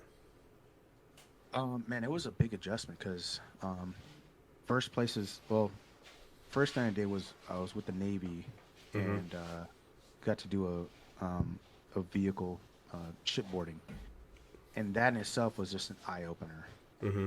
because I had trained to that point to you know carry a lot of ammo, big radios, and all this other stuff, and then I never honestly thought that I would be boarding a ship, you know, Yeah. and being in the Mediterranean in the back of an MCADS and flying through and then like having to at the last minute adjust all my stuff, lighten my load, do all this other stuff, and just I was just like shocked, like damn, right? Um, and then later on, going to going to Afghanistan, going back to like a heavier load, and then depending where you're at, like and where I was at in the east, it was definitely an eye changer Mm-hmm. um, because I carried a lot of ammo. But then, man, humping in the mountains sucks out there, dude. You Yeah. know, and you're in high elevation. It's just brutal. Right. So that in itself was an eye opener. It's just a constant change. I there was times where I went from super heavy loads to really quick loads, and then I would talk to my buddies like Peaches, and he's like, "Man, I carry 4 mags, dude, in my radio." And I'm just like, Right. "What?" That's He's just nothing. like, "Yeah." He's like, "The radio is more powerful than the mags," and I'm just like, "Okay," like, Yeah. damn, and it's just it comes down to comfort too. Like you always end up ending to do what you want when you want, how you want, what works best for you. And Mm-hmm. everyone's changed. Later on in my career, yeah, did I change my setup? Yeah, I did. But it was depending because, Yeah. sitting in the Middle East Mission was just a lot dictates. different, right? Um, and being in Africa, driving around, doing things like that, I didn't carry all these things. I had it all in my bags, Yeah. things that I need, but just lighten the load a little bit. You know what I mean? Because you just never know how you're gonna have to maneuver and get out and dismount and do whatever the case. So it was Exactly. constantly adapting and changing, right? But which wasn't a big deal because for us, we're always having to adapt and change. Like the biggest thing was always like powering your radios, like how many batteries you're gonna carry Yeah. extra. Because at the time we were using big, heavier, big batteries and stuff like that, and then, Mm-hmm. later on we evolved to like using different types of equipment that basically um, uh, easier generation of power, more mobile, things like that. Right. Used to uh, were some setups that a company provided us that basically made me be able to. I would be able to plug into the vehicles where I was at and just keep charging my batteries and just like disconnecting and Hmm. going. It's a And game it was changer. money, right? And those That's things changed from awesome. like small batteries to like plate carrier type batteries and stuff like that, and being able to run 3 radios at a time. Mm-hmm. So it always just adapted to where you're at and what you're doing, and over your experience, you kind of learn yourself too. I Yeah. was never a big fan of like side plates, so I just never carried them. I never put them on. People are like, you should wear them. I'm like, No, I don't want to. I just put mags there instead. So I put 2 mags on each side and just fucking hope for the best. You know, Yeah. I've never worn ounces side make plates. Just say. ounces make pounds, man. Yeah. Ounces make Either pounds. way. You know. Yeah. Yep. So, um, but yeah, man, it's evolved like crazy. So, and mission dictates, right? You know, I never thought that I'd have a, at some point I'd have a digital device sitting in front of me looking at it. I was like, dude, I could all the things that so many years I used to carry like multiple radios and all this other shit and GPSs. Now it's on a phone, like on a tablet, and I'm just like, oh, this is Mm-hmm. fucking great. You know, Yeah. this is awesome. Yeah. You know, so, but yeah, So what it were? changes. Sorry. Go ahead. No, it changes. So Yeah. you just adapt and overcome. So, obviously, like you have all these different things that you've gone through and that you've done. Like, what were some of your first like operations that you did that you remember that taught you lessons that you carried with you into like different operations, mission sets, and Um, man, let's see here. So one thing I took, which really dictated a lot of stuff, was a friend of mine told me, especially before I left, before I was rolling out on the first deployments and stuff like that, was he told me, he goes, "Hey man," he goes, because I mean, and I'm super grateful and thankful that I had a really good set of NCOs that yeah, taught me a lot. Um, and he kind of like he hit me up and he goes, "Hey dude, I'm gonna tell you something. What I should have. I wish I would have known when I was younger or when I was first going." I was like, "Oh, what's that?" And he's like, "Don't do anything your soul can't handle." And I was wow, just like, "Huh." And he's like, "You'll know, but don't do anything your soul can't handle." I was like, "All right." So I took that to heart. it's Like deep. I was like, because he was extremely experienced, um, and he still works and does other stuff. So I'll just call him SI. But Okay. fucking awesome dude, like just awesome, right? Mm-hmm. Another friend of mine named Nick, and he did great stuff. And man, kind of told me the same thing and was just like, "Go handle business." I was like, "All right." So there were some instances where I learned like mounted operations, like being in vehicle trucks and things like that. And I learned the first time out in Array, out east, about being in the back of gun trucks and having all my comms and everything and understanding, you know, especially SATCOM communications and things like that with your angles and dangles with the mountain so high and, you know, trying to get an angle on something, but you can't because, you don't want to put your hands outside the truck or whatever the case is going to shoot your hands off, Yeah. and just be out in the open in the valleys. It just sucked, man, because you didn't know where they're at. Um, where I would just learn to the first time, learn being in a um, couple contacts, like manning the gun, do my things, and then it was just like the initial excitement of it. Mm-hmm. So you just went crazy on the heavy guns. Like just went crazy. You know what I mean? Yeah. And then forgot like, oh shit, I'm the JTAC. I'm supposed to be fucking working on tactics too. But just super excited Oh, at that point oops. because at what point where you're not shooting live targets, things that are moving when Yeah. you're training. And when it's there, you want it all. You know what I mean? You're Yeah. like, I'm gonna Hmm. smoke all these fools, right? Right. Um, and understanding like to get calm, like and do one things, and which I learned from a good NCO that I had and one of my teammates. He was just like, initial tick would kick off, and initially before with other teams and stuff, it would just be like mayhem, just like let it rip, dude, right? And then he would be like, stop, and I'm just like, what? And he's just like, no, we don't even shoot back that much. I'm like, Mm-hmm. why? He's just like, real simple, man. Stop, Mm-hmm. look, listen, and feel. And then the time that it took for us to stop, look, listen, and feel and kind of determine like, oh, okay, we're gonna triangulate that. Okay, those dickheads are over there. Perfect. Now I can, boom, get a laze on them. Start pulling grids and be like, whoop, fight's over. Like Yeah. fight's done in 5 to 10 minutes. When before we would have wasted like 20 minutes of just burning through ammo. Mark Hmm. 19s and 50s and 240s Two was just going forties. off. You know what I mean? You Mm-hmm. know. So that learning adjustments to my radios and things like that, placements of stuff, you know what I mean? Learning TTPs too, like how to execute and communicate faster to jets Mm-hmm. and get them eyes on target faster.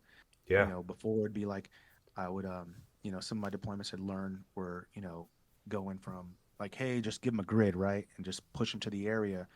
Um, and then start doing talk-ons from like large to small to smaller to smaller. And instead of understanding aircrafts and its capabilities, and be like, hey, I'm just gonna push you to this grid, and I want you to slew your pod to that and tell me what you see. And then just like boom, next thing you know, like we're really in move, like we're in sync already. They know what would have wasted like I don't know a couple minutes of time doing these talk ons and stuff like that, to just directly doing stuff to started getting real big on learning how to start things with like an anchor point. You know what I mean? Yeah. Just like nail something and be like, boom, big smoke. I'm like, boom, that's our anchor point. Everything we're gonna do is from that point. And then would References. help me out just referencing Mm-hmm. easy things, right? Yep. Learning how to like battle plan and track and battle track people and individuals of where they're at, and you know when the application of like SA came on our radios and things like that, and be able to know where everyone was at was really great. Mm-hmm. So it's just over time, man. You just learn bit by beat. Sometimes per engagement, you learn the hard way. You know what I mean? Yeah. I remember, you know, uh, supposed to go to this one area. We were going to drive to a certain section, then dismount from there and start walking. And Mm-hmm. I was like, we're going to dismount. Cool, man. Like, I'll be good with just like these two radios. And then learning the hard way, then, man, those things weren't powerful enough to get to the comms that I needed. Man, Damn. and it was here's the key point. What I learned, it was fucking embarrassing Right. Yeah. that I had to go to somebody else and be like, dude, I can't get comms, bro, because my battery, these radios aren't strong enough. And I should have Fuck. brought my big radio. Like, Mm-hmm. fuck, And luckily, Yeah. nothing really happened. And then after that, never again. Told myself, Yeah, never man. again. Right. And then just because when you're out there in those mountains, dude, like you're talking, we're already at like 7,800 feet elevation, 8,000 feet, and you start pushing to 9, 10. Like, dude, it sucks. You Yeah. got to carry that big son of a bitch. That's why I train. Yeah. Those And just start comms are carrying your that in lifeline, and scenarios. like Yep. you right there, that combat controller, you're the lifeline for so many other people. If you can't talk, then Mm-hmm. what? That's Yeah. like that's your lifeblood right there. And and and it wasn't that I couldn't talk. It's just that I couldn't get the aircraft. I couldn't push them out far away Mm, because then I wouldn't have no comms. So I had to bring them in. And the thing was, they generate a lot of noise, and right. then it would just blow everything for us. And I was like, fuck, man, I Got should have you. fucking brought my big radio, son of a Yeah. Yeah. Um, Mm-hmm. so and then kind of hope for the best. You know what I mean? Like shit, I'll make it happen. If it goes off, I'll push them in, and then we'll be in business. You know what I mean? But Mm-hmm. up to that point, you're telling the enemy like, hey, by the way, we're 20 minutes out from kicking the shit out of you. Oh, we're 10 minutes out. You know what I mean? Yeah. And then, um, and giving them a heads up, and you never want to give them that. You No want to hang doubt. them in a surprise, no doubt. So, but yeah, man, learned a lot of lessons. Um, uh, Communication too. Yeah. Um, Man, there's just tons of shit to learn. And I didn't even get to go that much, man. I just, shit happens, dude. Mm-hmm. Um, Sometimes it's not you even the frequency at which you're doing stuff. It's what happens when you are actually doing it. You know what I mean? right. So, Mm-hmm. Hmm. but Oh yeah. so, So, but I learned a lot. Even from when I got shot, I learned a lot. You know yeah. what I mean? Like, I was gonna say, like, fuck. I know that you're an extremely humble person. Everyone that I've talked to about you has said that, and then listening and reading about you and kind of how you talk about your experiences in the Air Force. But like, would you be willing to talk about the situation that led up to you receiving the Air Force Cross and that mission that happened? What happened? Is that something that you could take us through? Yeah, man.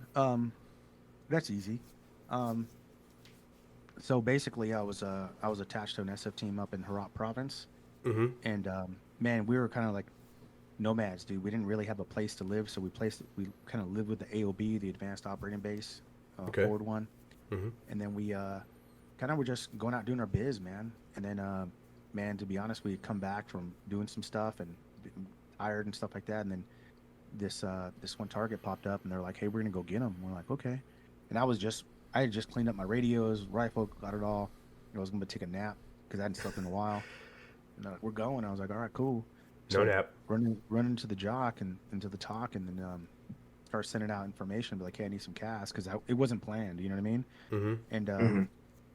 kind of started looking at other things taking place, and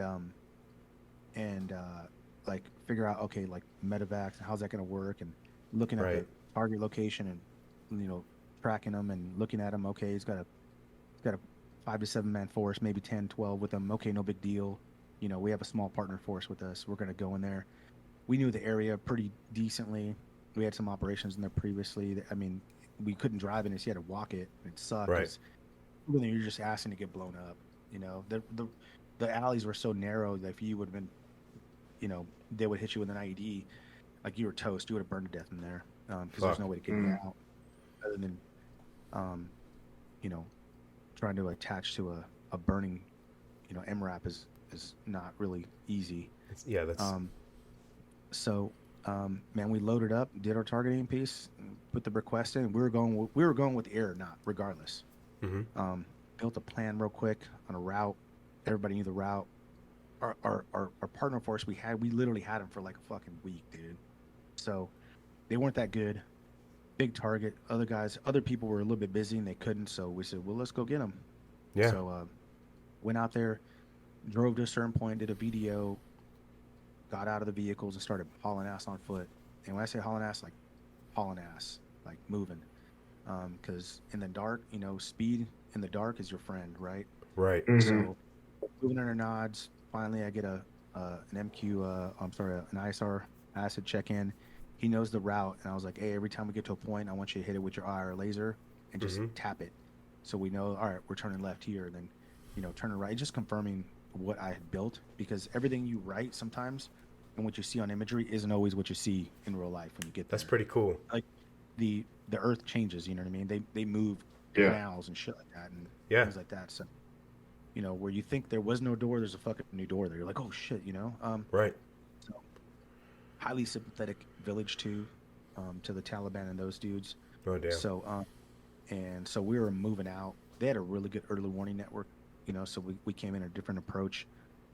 The ISR asset was kind of giving us like hints like boom, here, turn left here. I'm like, boom, everyone saw it, move. One of the points, you know, where we had planned wasn't really there. It's like something like wiped it out. So we're like, now we can't go. So found a different way, catch up, get to it. And you know, ODA with our small force, like it was like 6 or 7 ANA troops, really. Right. And kind of get to there, and we get to our last cover and concealment point, man. And like I'm talking to the aircraft, and they had basically in the compound where he was at, they had 2 guys on the rooftop with AKs. You know, they had a dog in the back, and we're like, okay, everything's still the same, nothing's changed. You know, at that point, I had some F-16s check in, and I kept them really far offset and make sure the eyes on, and kind of moving forward. And you know, the first portion of the team goes up for their little breach point and try to go in, and then, man, they went in and went hot, and next thing you know, it started shooting. But the thing was, the lighting was a little bit off, like the illumination. So, I mean, we could clearly see with our nods easily. They obviously don't have them, but they had like a really kind of not an advantage being at the high ground like that, but 20 feet tall walls, man. Like, and you just look down, you can kind of see like shadows and shit. Right. So they're just like spraying and praying while everyone gets to run in, right? So they go in, you know, I'm with the ground force commander, we're moving, and I turn the corner, and then I'm looking down the alleyway, and then I just see somebody come out of a door with something long, and I'm like, oh, fuck. This dude's got a fucking heavy machine gun, you know, like, here we go. Shit. So I post up on this wall, not even thinking about really the 2 guys on the rooftop, because they were, at the time, I'm pretty sure they were trying to look like where everyone was at. Me and this interpreter push up next to this wall with this big cow, start laying down fire on that. Yeah. And that poor cow took some heat rounds, you know, he took some rounds, and then we got rid of that threat. And by the time I look, they're already in the house, and I'm like, in the compound, I'm like, oh shit, we gotta go. You know, so I tap my interpreter, he hauls ass, and then I come in behind him, and that's when the whizzing just like coming by. I'm like, oh, they see me. You know, like, damn. So I'm up, they see me, I'm down. Yeah, so, man, I was probably like if it was like a good 40 yards to get in there, maybe no, I take that back, maybe like 20 yards to get there, but the speed that I ran, like the NFL would have been like, we want him right now. Holy Combine numbers. Nobody wants to get shot in the ass. Nobody wants to get shot in the ass or back or legs or anything like that. You know what I mean? So I'm like hauling ass, and then I come right in the compound, and sure as shit, man. Uh, my ground force commander got shot in the back of the leg real hard in the kneecap, and it kind of went down his leg, and he was kind Damn. of messed up. Shit. So, you know, listening to the calls that they're making and stuff like that, and our target had basically gone underneath and came out the other side of the other compound right next to it. So we're like, oh shit, like they're sneaky, and that guy survived for a reason, right? Because he's sneaky. Right. Um, Mm-hmm. so we're in the same house. Our exit point, we try to head out. Man, they bricked the shit out of that wall, and you know, they just didn't have enough charges to blow it, really. Mm-hmm. So we're kind of stuck in the same house. The only way in is the only way out. And then, That's like the worst case scenario. yeah, so we're gonna start, taking heavy effective fire from the rooftop to our east, a little bit to Mm-hmm. the southeast, and trying to my deltas that I had with me, Mike and Spence, who are awesome. Mm-hmm. Um, we're taking care of the ground force commander. We're making comms. We're talking about what we're gonna do next and get out of there. And stacked up on a doorway, trying to just defend what we were having. We had one window that was facing south, Mm-hmm. and they're chucking like small fucking hand grenades. There's like a RPG that's coming from the southeast, just like banging shit, and the walls hitting. And I'm just Jeez. like, damn. Trying to get comms. I'm talking to the birds, and they're giving me updates, and I'm trying to pass the updates. But my ground force commander is like, going into shock. Right. So I got another team sergeant telling me stuff, and he's like, "Oh, drop a bomb on there." I'm like, "Yo, we know how close we are to those dudes, dude. Like, it'll kill us all." Like, no, Right. Um, so trying to figure out a plan real quick, and because we didn't Staying know if we were calm. just gonna fight our way out or just hold what we got. Mm-hmm. And during this time, I'm talking to the ISR and everything, and they're just like, "Hey, man, we see these enemy fighters, blah blah blah." And I was asking for a count, and they were giving me a count, and we were expecting, like I said, maybe like 12 at the most, 12 to Right. 15 at max, right? When he started talking like 22, 27, I'm like, oh shit, like Wow. there's way more than we That's thought, right? that's not good. Um, no, and they were literally probably like, I don't know, 45 feet from us, other side of a wall. Holy shit. So with a Superior stairway in force. between us, you know what I mean? And I was just Mm-hmm. like, shit. Mm-hmm. So I'm passing this information, seeing where we're gonna go, and then, yeah, man, at that point, like, Frag hit the closer to the doorway. The warrant officer next to me was awesome, dude. Was trying to do in the middle of a mag change, but he didn't want to give a position, so I told him I got it, and I Mm-hmm. took his position while he fixed his shit, and was getting into it, Mm-hmm. and at that point I was listening and I was looking and looking and looking, but I couldn't get a good viewpoint on them because I wanted to see them where they were at. I want to see what I'm going to target. You know what I mean? I Yeah. don't like being, eyes away. So I stepped out, I mean, took a couple shots, and then, man, I just took one in return. Fuck. Getting after it with those two dudes. And then, man, I just like fell to my knees, shooting back, and they just kind of fell. And then, man, I was just trying to breathe, and like time stopped for me. Like I was just like, dude, what just happened? And then trying to get some words out, but it's just like blood just coming out my mouth, and I'm like, with Damn. the shit Jeez. on my nose, and I'm like, fuck, dude, like, damn it. So, and I blame myself for that, like, fuck. Um, but Wow. yeah, I look back, reach back, yell for my buddy Mike, and Mike comes and grabs me and drags me in and keeps me right next to the doorway, and he starts going to work. Mm-hmm. And then at that point, my lung had already collapsed and started like, you know, essentially strangling me. Um, Jesus. and I couldn't breathe. And I was telling him, and he wanted to take my kit off. I'm like, I can't take my kit off because I was pointing at my ears. I'm Mm-hmm. like, I got to hear what's going on. And Oh, I'm your listening to the comms. chatter. You know, right. The Vipers are talking to me. They can't get comms. I can't talk. I'm trying to talk. It's just blood over and over. And I'm like, dude. Holy cow. So he just opens the side of my cummerbund of my kit and then just Mm-hmm. finds my exit wound, but he knows I can't breathe, so he hits me with a needle decompression. And then, yeah, man, like after that, like I was just like, oh, fuck, I can fucking breathe. Wow. And I was listening because there was some other stuff going on, so I told him I'm back up on the net. And then, man, we just start working. You know what I mean? Like I'm back up on the net, start working, Mm-hmm. and kind of get after it. Um, and yeah, it's just once I was able to breathe, I was telling Mike where I was hurt, and he was patching me up, and I was just talking to the planes and let him know we're going to proceed with the strike, and um, talking to my ground force commander, and we had a conversation previously about this, like, just in case, and then we did, and man, it just came to like what what was necessary, Mm-hmm. Doing your and job.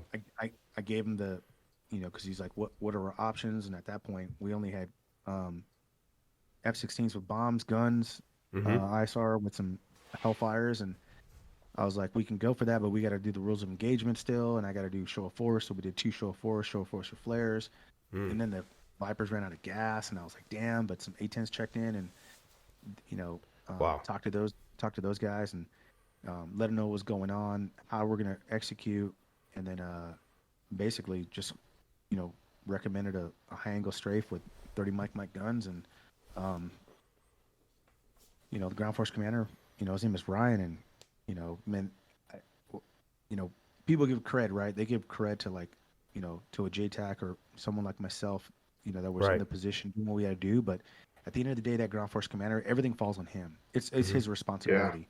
He's the one giving me the ground force commander's initials to execute, and Mm-hmm. I can't do it without his approval.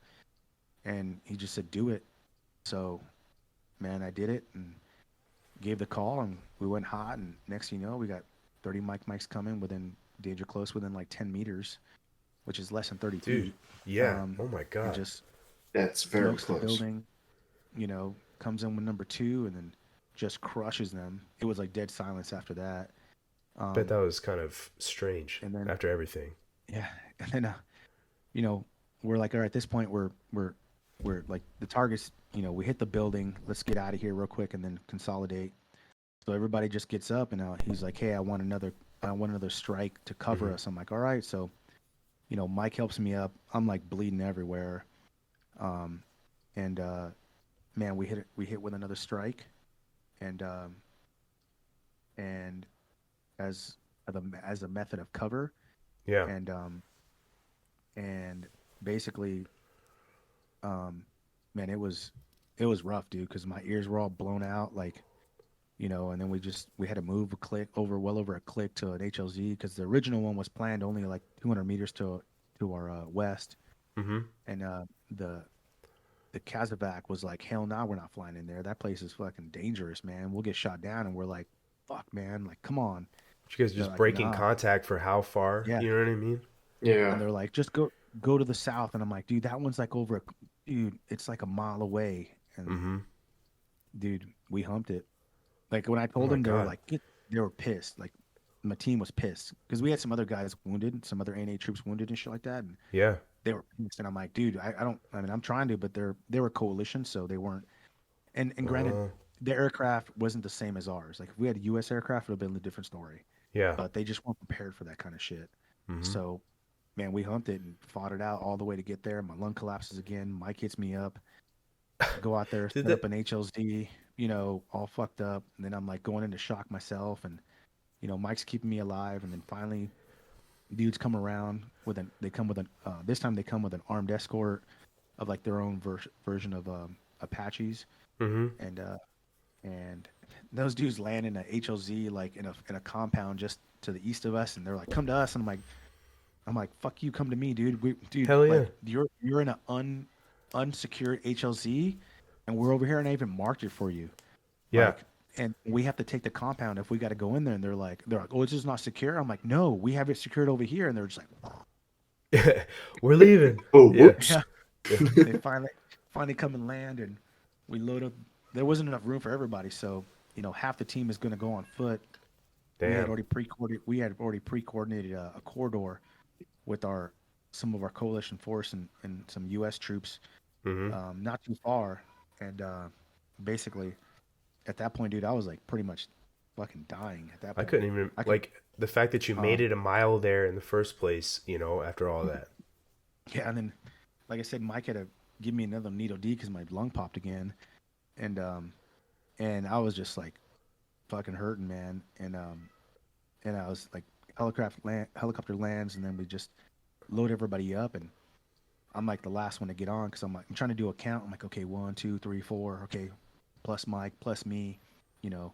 And then I look over at the team sergeant and I'm like, yo, you know, they're gonna contact you on this TAD, you know what I mean, on this net, you know, and they give him a call, and I was just like trying to talk to them while I was barely like, it's not like I could just jump in there. Like I like slumped in and I was just trying to pull myself up, and then Mike, you just get your fat ass in here. So, Oh my um, god.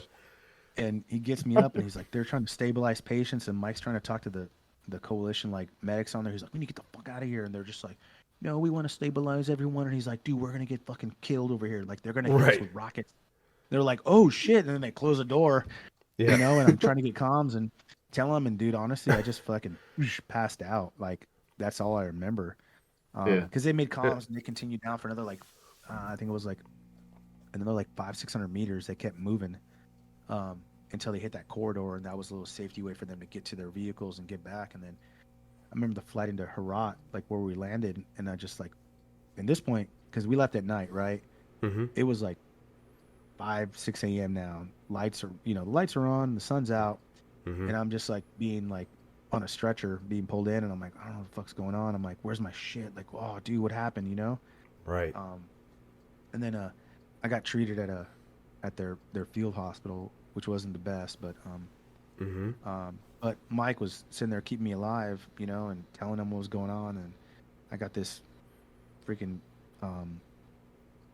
Lithuanian hand surgeon like just jacking around with my entrance and exit wounds, and you know they're Fuck. trying to get me going. He sticks me with a chest tube, and he Yeah. fucking misses. That dude missed, Ow. yanked it out, and I got up and I wanted to deck that dude. I bet. It woke me up real quick, and Yeah. then laid me down. They're just like, "Hey, what medications?" And Mike's like, "You didn't take anything, right?" I'm like, "I didn't take shit," because we have our lollipops and stuff. I'm like, "I didn't take shit," and they're like, Yeah. "This guy didn't take no morphine, no nothing." I'm like, "Nah." So Damn. then they were nice enough to, you know, at least give me another chest tube and not miss. Oh, And thanks. then yeah, so then it was wild, you know, because then, you know, a U.S. bird came to come get me, Mm-hmm. and then a U.S. bird came come get me, and those dudes were awesome. Load me on the stretcher. Next thing you know, I woke up and I'm in Bagram. Some of my boys that were actually, you know, hightailing it out, going back Right. home. And I got to see them for like a little bit, and then Damn. and that was that, dude. Like, just, you know, when those type of situations, man, like, it, you know, you fall back on, like, one thing we always do is like we fall back to what we did through to get to where we're at, right? Mm-hmm. Was that the hardest portion of my life? No, I think going through the selection process was a little bit harder. Jesus. So, like, it's just our selection process is builds the determination and grit to get through, and just like stay calm, do what you got to do, and get through, right? So when the moment arises, you can rise to the occasion and get shit done. Mm-hmm. And that's really what comes down to it. You know what I mean? Yeah. And that's how it ends up. You know, it works out that way. It's just like, to me, listening to you talk, first off, like, you're explaining these things after getting shot, and then the needle decompression, like, that had to be so excruciatingly painful, but you're just talking about it so lightly, you know, and then to talking about how calm you are, making these decisions in such a dynamic environment, if everything going on around you, like, that's incredible, just listening to you talk about it with such an ease, I guess. Well, at the end of the day, you know, those dudes rely on me, right? They're Mm-hmm. their fathers, their brothers, their husbands, their, you know, they mean someone to some. They're of importance to somebody.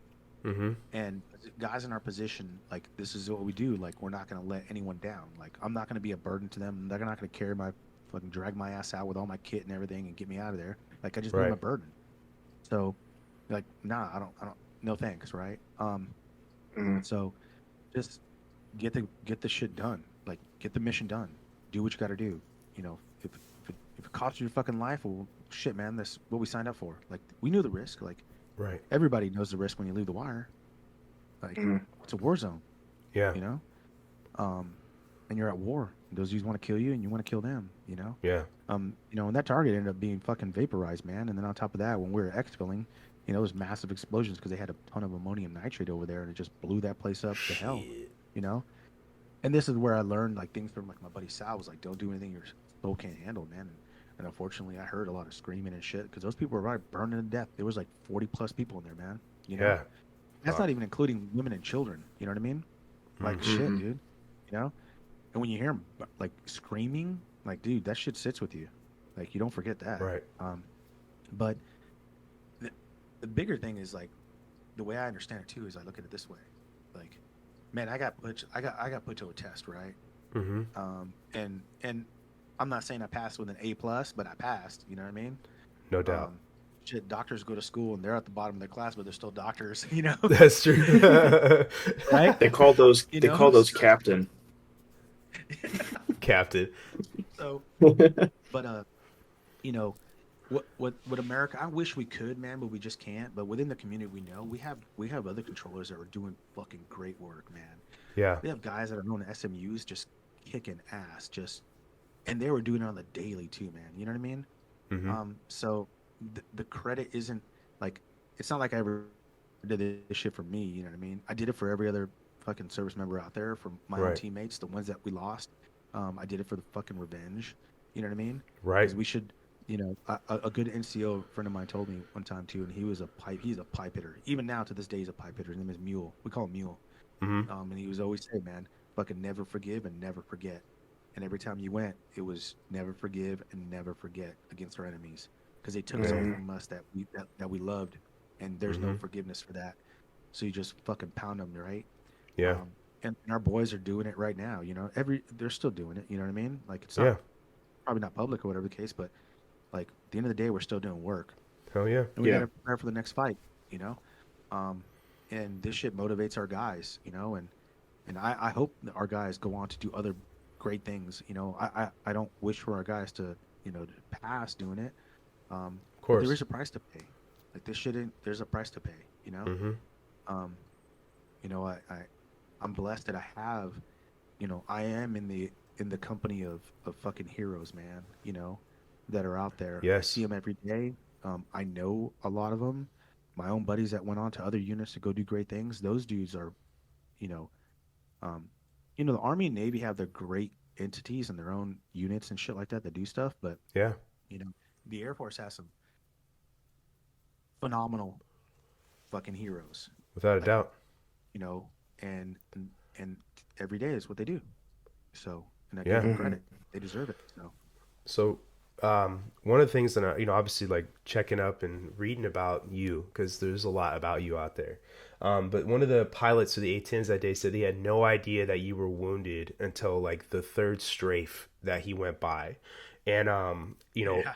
how do you stay that calm? Like obviously, like I know that you guys get put through all this training and stressful environments so you can learn to control your mind and all this stuff, but like obviously, like there has to be more to you can't just train somebody to do everything. So how do you stay so calm in a situation like that? Um, I don't know, man. Like, you just do. The Just expectation do. set, right? Mm-hmm. The expectation is set, Yeah. right? It's you're expected to perform. Mm-hmm. So just do. Like, you got to get Yeah. it done, right? Yeah. It's like you know when you're focused on something and time is against you and you're just trying to get it done, Mm-hmm. and there's plenty of other variables that are going on outside, you know, things like that, or you see some people that are just at work doing something. You're so in work, you're in the moment doing it, that you just got to get it Yeah. done. Yeah. And it does you no good to be like yelling and screaming. You know what I Right. mean? Um, so if you're calm, cool, collective, you just get it done. Getting your you're able to do You just what you need to do. yeah. Um, and like again, like I had dudes that were, you know, they relied on me, Mm-hmm. and I Or was just focused to get it done. Like I cared more about, you know, killing the bad guys and getting out of there than anything else. So right. that's just what it's just what mattered. So Yeah. Are you With familiar? those Go ahead, with Zach. those A10 pilots, obviously it was like danger, like close, like very close. Were they shocked at all when you were like, hey, I'm like 20 yards away, please don't hit me? Or did they like fight you no, on it at all? Or were no, they calm and collected as well, like just it was ready to go? they were super calm and collective because they knew what was going on. Yeah. Um, and they how do I say this? So, like, I give a ton of credit to those guys, right? Because at the end of the day, those two pilots, you know, this is my own personal opinion, right? We have great fighter pilots in the Air Force, but I couldn't have asked for a better, set of guys to come support me and support Mm-hmm. our team. And those guys are the best fighter pilots in the fucking world, straight up. You know what I Right. mean? No doubt. Um, and uh, they just like during the process, like during the actual process of instituting like the 9 line and putting that information out and putting that they have their own measures, they have Mm-hmm. their own uh items that basically um they have their own items and things that they have to check off the box. And I mean, we talked about it, like, and I wasn't saying we had like a lollygag conversation, but they're like, you go through the Hmm. process, and I tell them, was like, hey man, did you close less than 10 meters? And they're just like, yeah, say again. Did you say less than 10 meters? Like, yeah, 10 meters. There's like, you can tell in their head is probably like, damn, Yep. Yeah.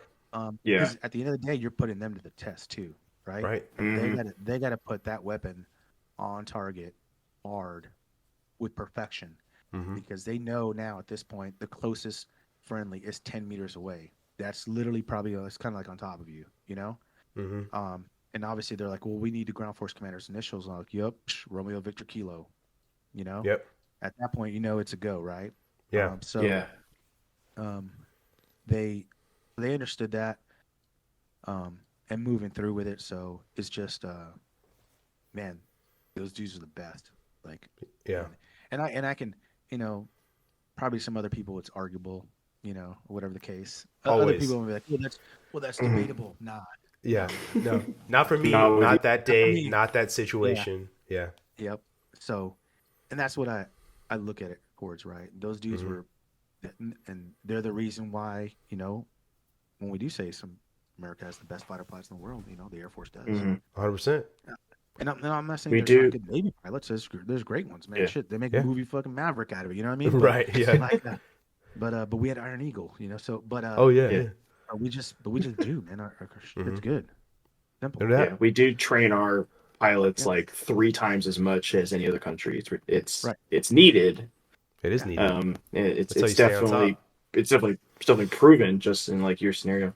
Did those right. pilots give you any like obviously they knew it was a very like I'm assuming the pilots probably understood that that could have been, the last time that your team or you could be potentially alive. Did they give you any parting words before they came in and rained down freedom? Or did Yeah, they just keep it cool to just normal comms? not cool, calm. You know, take cover. God bless. That's it. I mean, what can you say? What can you say, Yeah. really? Yeah, You know what I mean? Yeah. that's That true. dude, and probably their targeting system and looking at it, they're so like you have to remove the emotion out in that Mm-hmm. instance to Hmm. be as precise. The emotion probably Yeah. drives the incentive to be a perfectionist in that instance because he needs to be. But you know, I'm sure at that point they've heard other JTECs in dire situations too, and they were just helping out. Yeah. Yeah. They're just doing their job, just like me, just doing my Did you, job. Nothing crazy. yeah. Did you Are you ever familiar? figure the exact pilots were? Yeah, I know them. Yeah. They're Okay, they're cool. awesome. They're still operational, so I don't like to throw their names out. And Yeah. Yeah. they're Yeah. Yeah, fucking that makes awesome. sense. Are you familiar with the term "pressure is a privilege"? No, but I like to know. So yeah, so no, pressure is a privilege, meaning that when you are trusted to be put in a situation that has a lot of pressure or to perform, that's a privilege that somebody trusts you to do your job, And so just sitting there listening to you describe what you do, when you're working, it's like you seem to embody that, that pressure is a privilege, that you thrive on knowing that people are relying on you to do your job, and you understand that it is indeed a privilege to be counted on to that measure. No, that makes sense. Yeah. Yeah, that lines up. Yeah. You know, and I tell people all the time, like, and I tell my young candidates and stuff that I get to see and stuff like that. I'm like, hey man, it's a privilege to be here. Like, Yeah. there ain't nothing like, they look at me and they're like, oh, there's chief or whatever the case. I'm like, yo, I ain't nobody special. Like at the end of the day, Debatable. I had a special opportunity, Mm-hmm. and we work And you seized it. in a and we work in a profession that gets these special opportunities to go do such. Right. That's the difference, right? You go through a selection process to go through things that is highly selective in order to execute special like things that Mm-hmm. others just can't do. So there's nothing special about us. Yeah. Everyone's just a great American.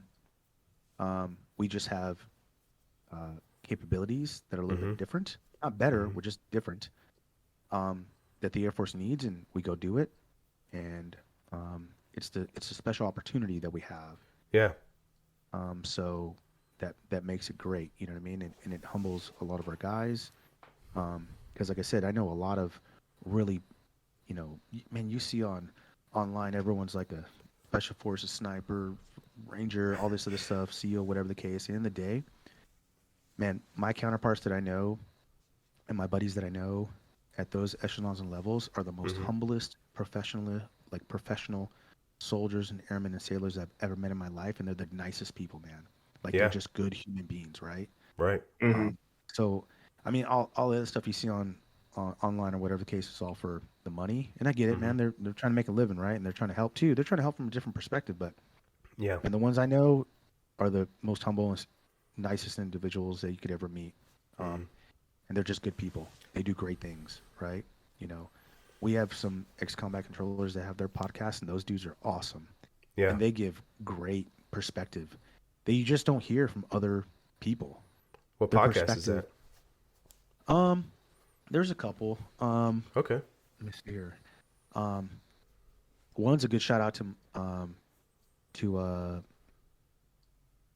another controller, well, retired, but dude's phenomenal. Um, and he gives great perspective. Is Fred Baker Mm-hmm. with County Coop Tactical. Okay. Like just listen to his perspectives on certain things. The dude's honest, straightforward. He gives you a good perspective, and that guy has grand experience. Mm-hmm. You know what I mean?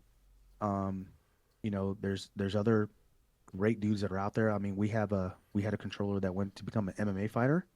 Yeah. Like you hear that guy online, that guy's awesome. Young Mm-hmm. kid, great, right? I've seen him. Yeah, Connor Matthews, Mm-hmm. and dude's awesome, right? And I mean, look at Peach. Yeah. Jared Peacher's awesome dude. You know what I mean? Super All those humble, guys. Yeah. funny guy. Happens to be like 5'2", but I mean, other than that, he's great. Right. Um, uh, but I mean, he taught me a lot. Yeah. They're out there. You know what I mean? Mm-hmm. And do great things, man. Their perspective is different. Our just perspective is different because of our experiences of who we have to work with. Because we got to work with everybody. Yeah. And we got to adapt to every team, every instance. You know what I mean? We're constantly, the odd man out that comes in and blends in. Um, Mm-hmm. so it just there's good stuff out there. You know what I mean?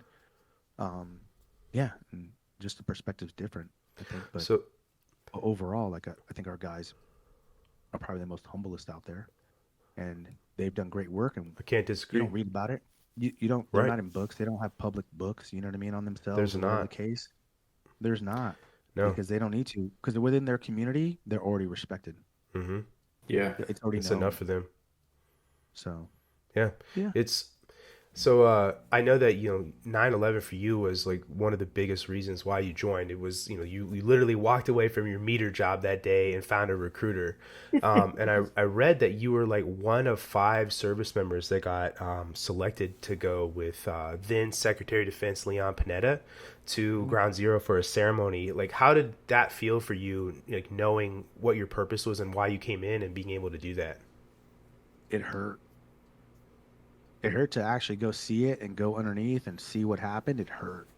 Right. You're just like because you're like I can never do enough. Like Mm-hmm. I didn't do enough. Damn. Like I haven't done enough.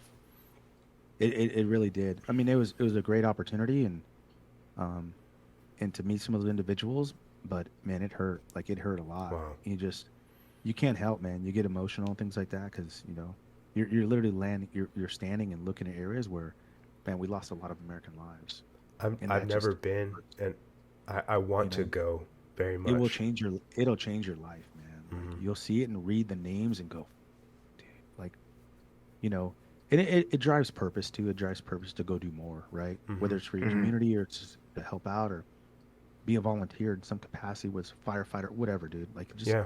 you get to it opens your eyes. Mm-hmm. Is what it does. So I'm not a very emotional guy.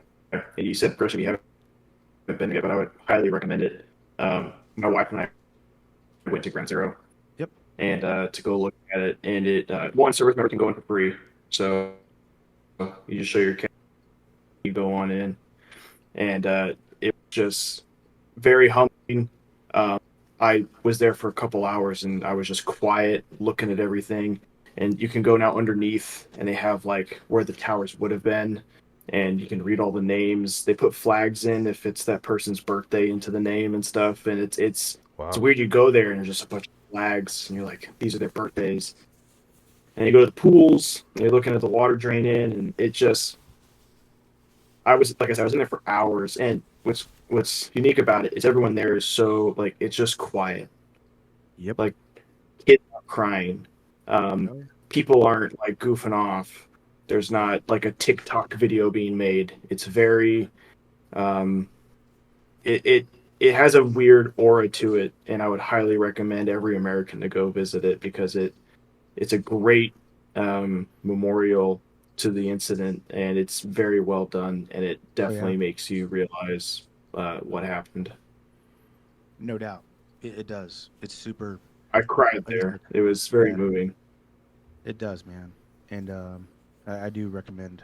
You know, we should be seeing like field trips to that for schools. You know what I mean? Oh yeah. Um, but yeah, dude. Like I've been there, and I was like, oh, dude, it just made me feel like fuck, I didn't do enough. You know? Hmm. That's a Like, pretty incredible thing to hear somebody, and for me, right, and to hear somebody in my eyes, your stature, say that you felt like you didn't do enough being, going there is that's a pretty incredible statement to me. yeah, it was a privilege. I tell you that. Yeah. You know, to go see it. So, Um. you know, So in another interview, I heard you talk about someone they tried to. Uh, there was an attempt to move your Air Force Cross up to being a Medal of Honor, and you talked about Master Sergeant John Chapman, and you talked earlier about how there's a lot of guys in combat control, Air Force Special Warfare that that don't get talked about enough. I feel like was really important that he's got the recognition that he deserved after so long. So to hear you say that, and then talk about how you're wearing the Air Force Cross, that award on your chest for all other special operators out there, this pretty amazing thing to say. well, I look at it this way. So, man, those. So when I was up there, when I got asked that question, I wasn't actually even. It wasn't even. It had nothing to do with what we were talking about. Mm-hmm. So just reporters and they ask questions and that's Mm-hmm. whatever. They can. They just want to know. And they were just like, hey, how do you, what do you feel about it? I'm like, well, in all honesty, I really don't care. Like, it's not about me. Um, I mean, we're just happy that, you know, guys like him got the recognition he deserved because he really Right. did. You Right. know, if you really look at the data, you look at the film, you look at all the proof, like he finally got, we gave him the recognition he deserved, right? Mm-hmm. And we still haven't done it enough for, in my opinion, for our other guys that are out there doing it. Um, Yeah. um, and it just, you know, I, when you come down to it, I look at it this way.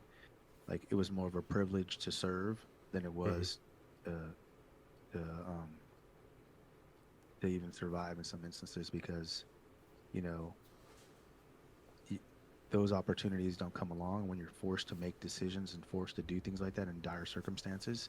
Mm-hmm. You know, it goes down in history, right? And it's written. Mm-hmm. Um, and then at the end of the day, um, it proves that our process works, right? It I proves like that that. it proves that our training works. It proves Mm-hmm. that our system works.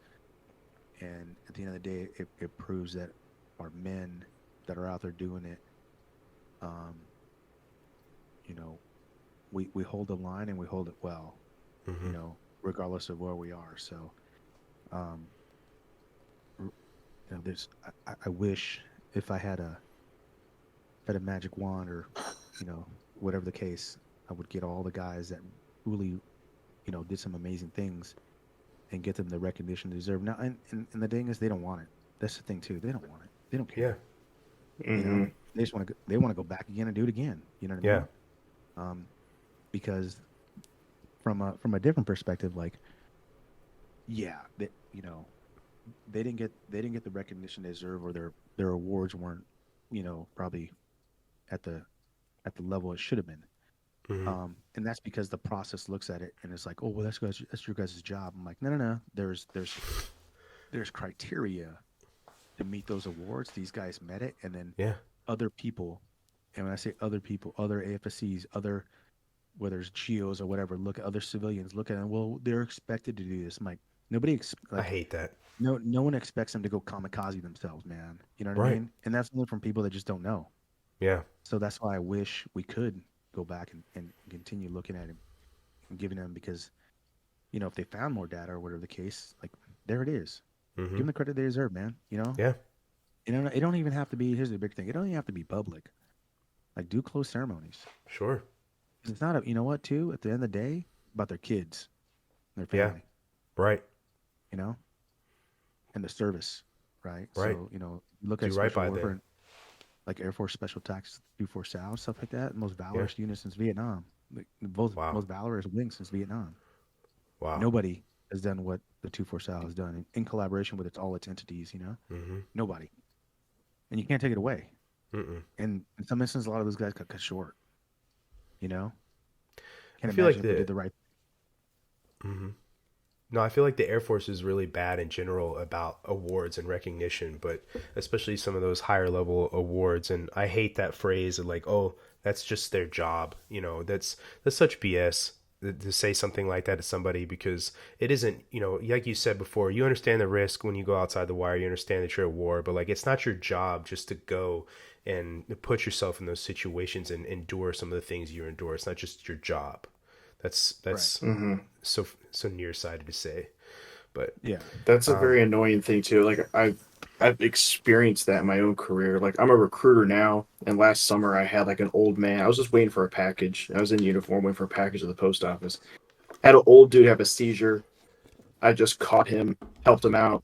Paramedics came up, and then they actually did all the work. I just kind of just held him there for like 15 minutes, and then I got my package and I left. Well, I didn't tell anyone about it. I'm private security forces, so I didn't think to like, oh, I'm going to tell someone about this, get my medal or whatever. Um, my supervisor read it like in the newspaper, and then put me in for my medal, and I got an achievement medal for it just the other like a month ago. Finally went through, but Oh, I congratulations, man. know, thanks, but I know had I still been in like a security forces member and that same thing happened, hmm there would have been no recognition. There would have been nothing. They'd have been like, "Well, yeah, you're a cop. Like that's your job. yeah, Like you Yeah. should have done that." So it is I've heard that interesting. so many It's very times from cop frustrating. leadership, man. It's Yep. ridiculous. Yeah, But Yeah. So. because Mm. I've done way more in my career off duty when I was a cop. You know, like being first on scene to like a large vehicle accident or like helping someone with something else while off duty.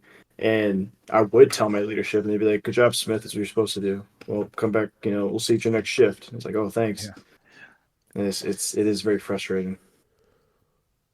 so Yeah, one of the man. things, another thing I got told to ask you about is your BJJ journey, Brazilian Jiu Jitsu, and how Oh, dude. yeah, apparently it's got gets a little rougher the older you get apparently. It does. You get more beat up, and then Yeah, everybody wants to come at you, and then you're just like, dude, I just want to learn. I'm not here to break my neck. I just want yeah, to have a good time and learn something, man. It's just, and that's a rough one. That's always up and down, man. hmm Switching from like standard gi to no gi and figuring it all out, and it's just fun. It's more of a hobby and helps out, like with the passion of understanding certain things, gives you patience and things like hmm that you learn differently. Because we're not out there in the fight anymore, right? And it's just not. I'm not saying it replaces it. What I'm saying is that like it helps me bring patience and calmness, like to certain things. Because I'll be in a really bad spot, hmm and I'll be like, okay, I'm kind of screwed right now. All right, well I'll just wait out a little bit of this, Yeah. do this, get an inch here, get another inch. Okay, now I got a little more leverage. Okay, now I can do this. Now I can Yeah. move that, Yeah. and then just slowly get to a better position, right? And I would say it does kind of help with the grit because sometimes you just get grinded out, dude. 'Cause some dudes are Right. heavy and sharp bones, and they're just jabbing you, and like, Right. like okay, here we go, and Yeah. it just builds, I would say, resilience in some Mm-hmm. instances. You just tolerate the pain. Yeah. It's gonna end eventually. Perseverance. Yeah. And the better I work and more patience and use my technique, and I'll get out of it and go, Mm-hmm. okay, cool. I'm in a How better long have you spot done now. I that? can maneuver. Yeah, about 4 or 5 years. Okay. So, you know, um, but not great at it, but get Hey better man, you're doing every it day. though. You should try to learn one day. Every time you just try to learn one thing, Right. and just get better at it. A little better. Yeah. So really, I mean, Zach, I don't know about you, but the last question I have for you, Rob, is if you could say something to young Rob, that brand new A1C showing up to your first unit now, as you know, the position that you are right now, what would it be you would tell your younger self? That's a damn good question. Uh, don't marry that stripper. I'm just kidding. That's solid advice for anybody, though. Every Um, airman should not yeah, marry a stripper, Yeah. yeah, but they Don't want that lease a car at BAH. yeah. forty They want that percent. BH. Yeah. Yeah. Um, no, it would have been um, take your time and be patient. Just take your time. Patience. That's a good Patience is the answer. key. Right. You know. I So like that. that's what I would have done. Good to know. So I have a follow up to that. So you said you take your time, be patient. What makes you wish you had been more patient? What was something you wish you were more patient for or Because I was patient with? so aggressive to get things done and so aggressive to do certain things that I Hmm. should have took more time. Um, you know, some of us have a natural ability just to pick up something and get it going real quick and start learning it real fast. Hmm. Well, Mhm. sometimes you get that way and you start adapting to that type of way of learning and executing. You don't always um, you'll miss a small thing here and there, and then you got to go back again and redo it again and learn it over and over again Yeah. with that new ingestion of information. So yeah, that's why I be patient and take my time, because I was trying to accomplish so much more in such a small amount of time. Hmm. When I got to that point where I wanted to, I would have it would have been the same time anyways if I would just took my time Yeah. because trying to get on deployments, trying to get on this, trying to get on that. When we just wait it out, it all comes. It was all coming, you know. Yeah, So I think I that's do have. Go ahead, Zach. Sorry. Oh, sorry. I was gonna say I do have one final question though that I did want to ask you. Obviously, coming from like the recruiter standpoint, um, I recruit every job, and a lot of them, they're all every AFSC is a cog in the giant wheel of the Air Force. 100%. Um, you've said you don't count your deployments, and to me that kind of comes off as you understand that every cog is just as important as any other cog in that Air Force wheel.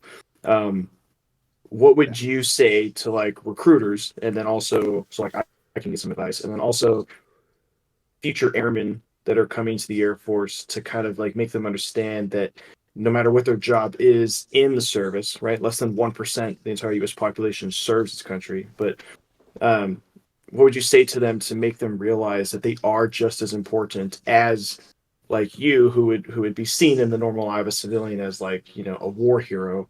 Um, what would you say to them?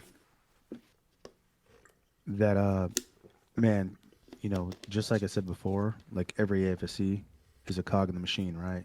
And it's got to Hmm. be well lubed, well maintained, and running 100% for the whole machine to work. And that, whatever path they choose is necessary to do 100% effort, right?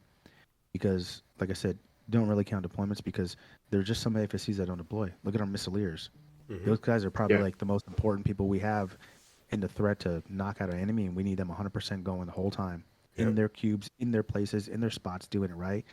It's of the best interest of our country and our our safety, and they have to look at it as it's just as important as anyone else, right? Because here's the deal: at the end of the day, we can't do our stuff without support, without combat mission support. We can't do it. We just can't. Pilots can't fly without the support, maintainers, things like that. If this is such, if pilots run the Air Force, in some instances they say, but those pilots don't go anywhere without a maintainer making that jet run, that crew chief flying it, getting it going, right? Without an instructor teaching them. If it's in the air, maintenance put it there. Right. Without that plane is worthless in the air when it doesn't have missiles and rockets and guns. Yeah. If it doesn't have a electronic warfare system that's in there that was primed and put in there and set up and done by somebody else, you know what I mean? Yeah. Right. So when you look at the big cog, it's also this where the whole world, when they talk about teamwork, right? We have the biggest, 373,000 member team. And everyone's got to do their part, be a player, be in there, do your part. It's important. Other people rely on you. You may not know it, people don't know, nobody wants to go down range and go do the things, and turns out when they come back, they haven't been paid in fucking 4 months, right? So you need a finance person to make sure you get paid, right? You need a personnel to make sure you're getting credit, time and service and all this stuff for your, pension and all that jazz. Yeah, a little important.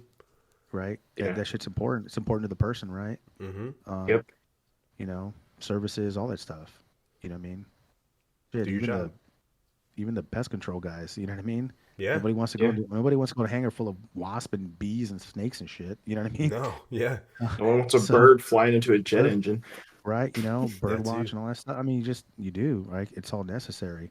All those ingredients are part of the recipe, and you got to get it done. Yeah. So, that's it, man. Yeah. So I got to tell them, do your part, whatever it is, do it 100%. It's real simple, because you did more than 98% of America by volunteering to go. And that's what matters. Now I'm saying, if there's a deployment opportunity, take it. If you can, take it. If not, and if your one doesn't allow it, okay, that's fine. You're still part of the team. Yeah. No, it's true. So, I think some people forget that everybody else that is doing their job we're all still a team no matter what. And from your finance troop all the way up to, whatever you are, you're a part of that team no matter what. There's guys that go on national championship teams that never played it down or never threw an inning. That's true. They were part of it, right? They're waiting. Yep. Ready to go. Yep. That's all you got to do. Yep. It's a very good point. I used to say to a lot of my airmen when I was in security forces, and I still say it today to some of the people who are joining the Air Force. Zachary might not like what he's doing or might not be 100% in, but Tech Sergeant Smith's going to give it his all every single time he puts on that uniform, and he's going to do it to the his ability every single time. Whether Zach likes it or not, Tech Sergeant Smith's going to give the Air Force 100% every single time. Yep, that's why we pay you. Yeah. Well, Rob, thank you very, very much, seriously, for coming on and talking to us. This is honestly one of my favorite conversations. Legitimately, I'm really, really glad that you decided to make to come and talk to us, and it's very humbling to listen to your story, and honestly, really motivating. I was sitting here thinking to myself, I'm like, I already went for a run today, but I could go for another. Just fucking get after it, because I know that my squidgy edges, need it. So.